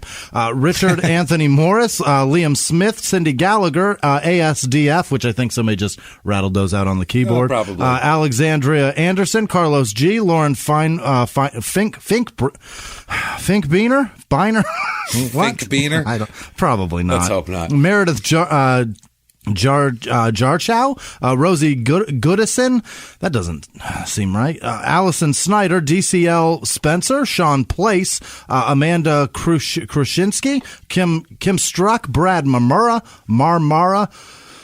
Jennifer Gunleman Thompson, Tim Root, Malcolm Williams, Mindy Bond, Michael Carfunkel. Big Tony Kintz, Lisa Chalice, Anthony Palmer, Jason with no last name, Miranda McGuire, Sam Ransom, Alexis DeVries, Tanya Cummins, like Dan, Eric Fedornich, Paul, I was so jacked. Paul Rutkowski, Jade 313, Ren Jager, Christine Albaran, Bonnie McRae, Thomas Tipple, Lindsay Fabella, Katie Dench, Paul Boyle, Silly Lily, Aiden it's Aiden Dench's birthday. Happy birthday, hey. Aiden. Kelsey Seaman. Did I say that? No. Yeah. Oh, it's a different one. It's 2 people named Seaman. Robinette, Jess Serrano, Aaron Todd, Desiree Sanders, Josh Piper, Kimberly Bonnell, Chris Voss, Hunter Rafferty, Britton McLemore, and Ashley McLemore.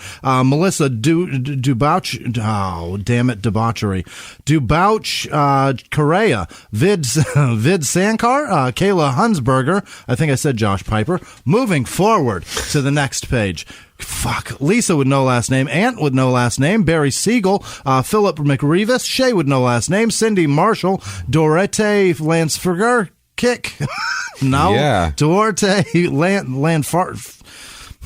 Jammin with no last name, Jennifer Wild, Caroline Larkamp, Barbara Livingston, Billy Lionheart, Kyle Williams, Daniel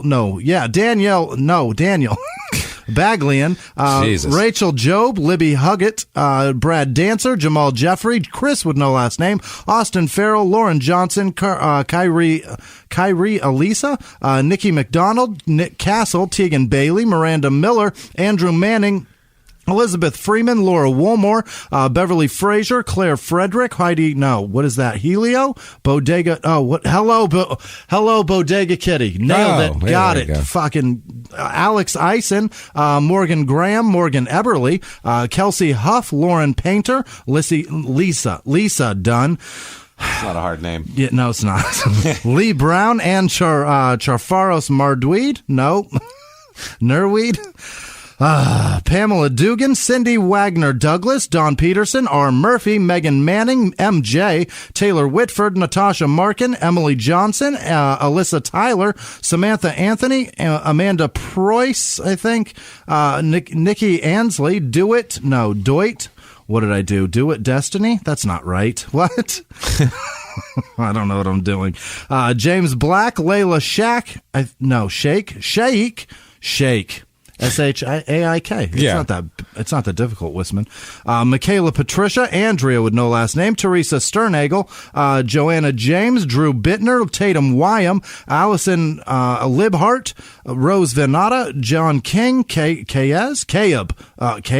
Reverend John Gilliard is back in town. Thank you, sir. Good Reverend.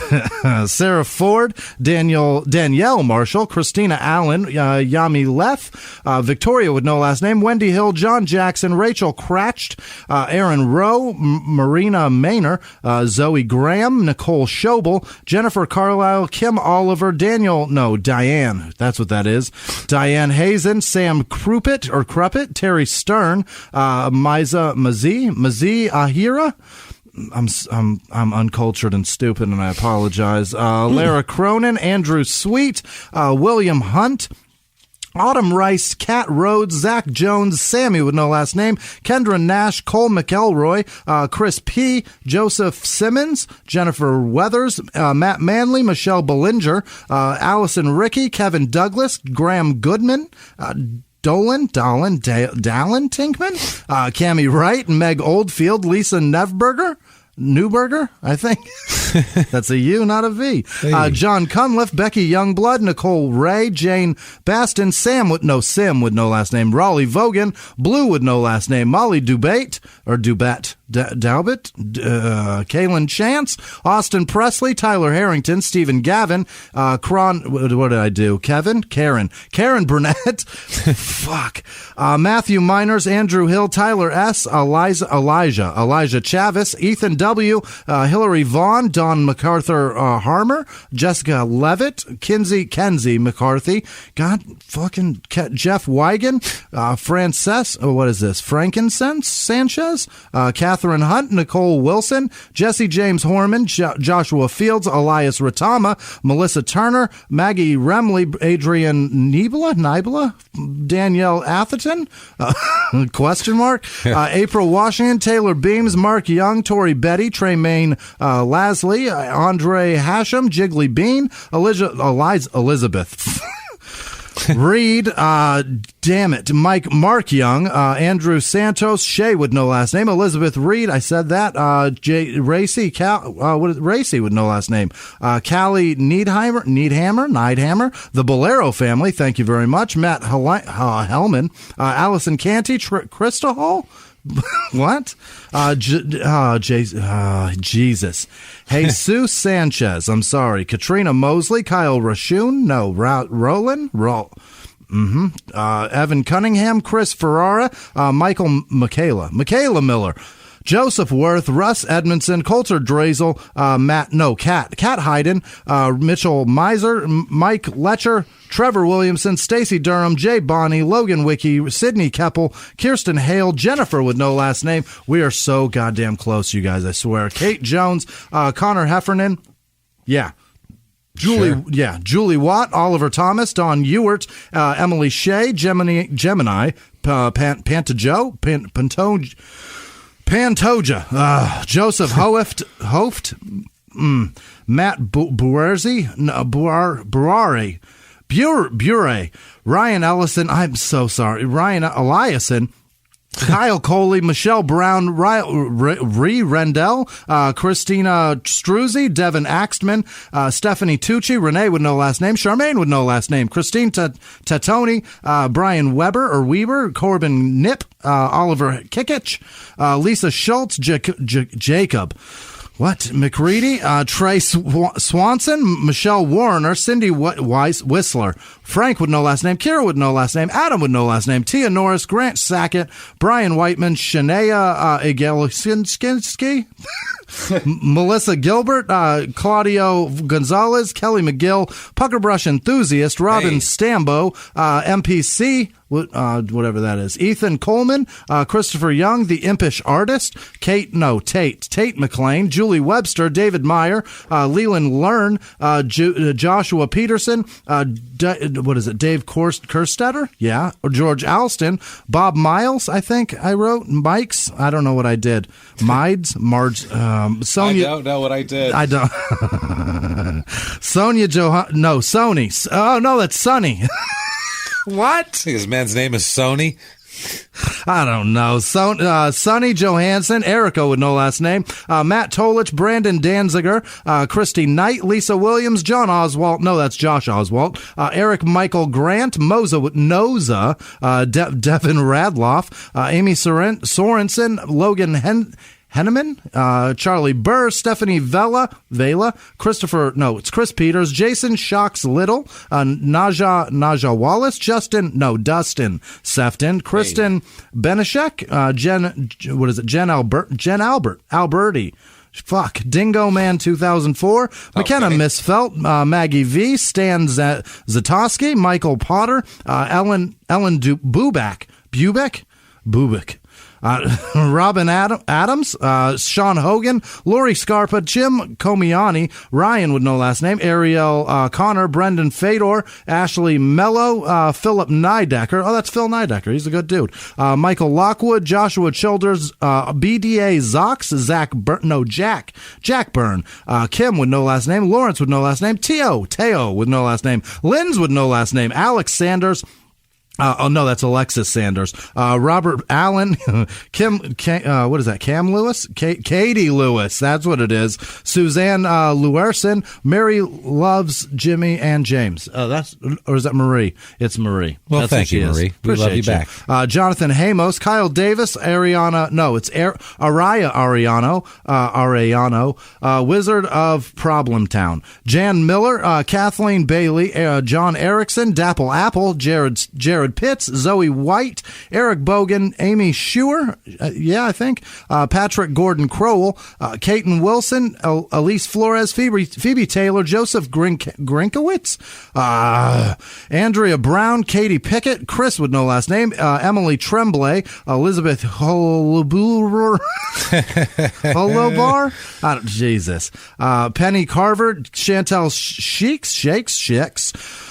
Shit. Michael Smith, Maggie Lacey, Lauren Harmon, Andrea Roberts, Samantha Clark, John O'Poole, Nicole Jason, Aisha Sekiro Locino, Cree Foster, Robert Sirwaka, I think, Michael Coco, Jared Hohey. I said that in the first ones. Bobby Hamburger.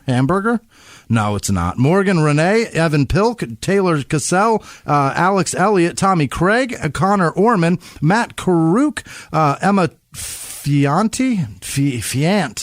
Gant, I don't know what I did. I apologize. Reggie Noble, Elizabeth Robbins, David Albury, Yuri Nader, Danny Spang, Devin Williams, it's Danny Zitch, Kristen Benishek, Deborah Bird, Laura Dowdit, Shane Stikelether. At least Redman is donating to us. That's good. I was happy to hear Reggie Noble there. Sweetheart of a man, that Reggie.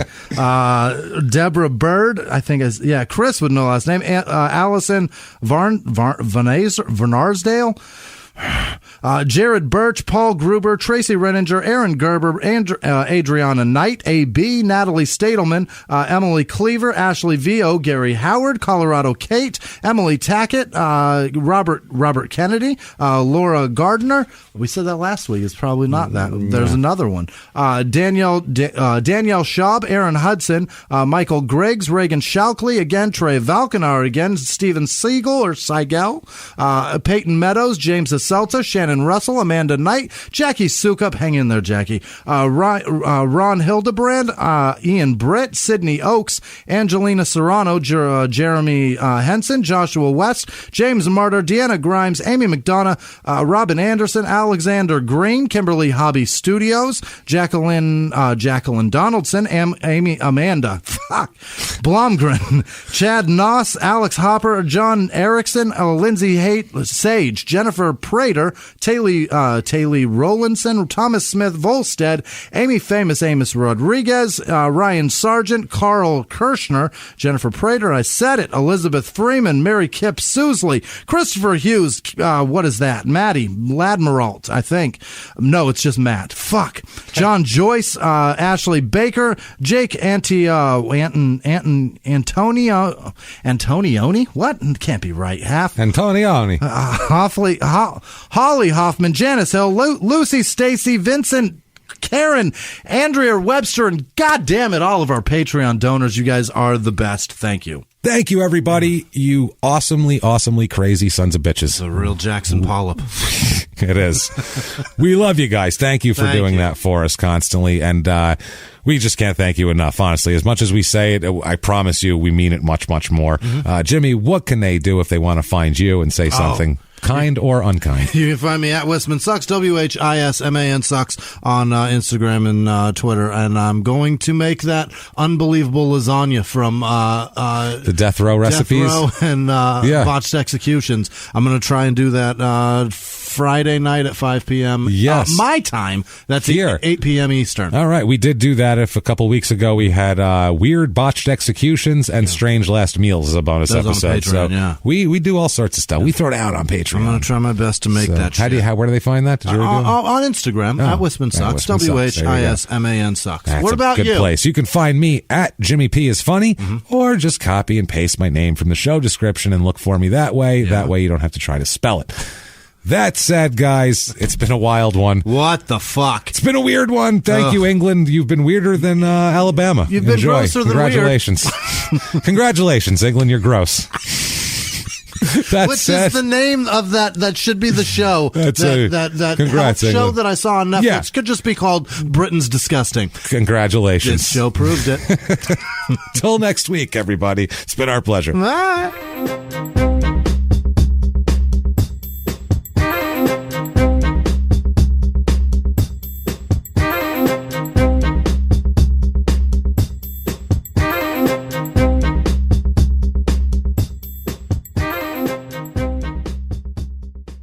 If you like Small Town Murder, you can listen early and ad-free now by joining Wondery Plus in the Wondery app or on Apple Podcasts. Prime members can listen early and ad-free on Amazon Music. Before you go, tell us about yourself by filling out a short survey at Wondery.com/survey. He was hip-hop's biggest mogul, the man who redefined fame, fortune, and the music industry. The first male rapper to be honored on the Hollywood Walk of Fame, Sean Diddy Combs. Diddy built an empire and lived a life most people only dream about. Everybody know ain't no party like a Diddy party, so. Yeah, that's what's up. But just as quickly as his empire rose, it came crashing down.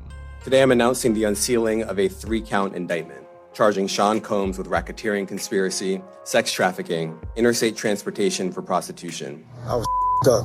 I hit rock bottom, but I make no excuses. I'm disgusted. I'm so sorry. Until you're wearing an orange jumpsuit, it's not real. Now it's real. From his meteoric rise to his shocking fall from grace, from law and crime, this is the rise and fall of Diddy. Listen to the rise and fall of Diddy exclusively with Wondery Plus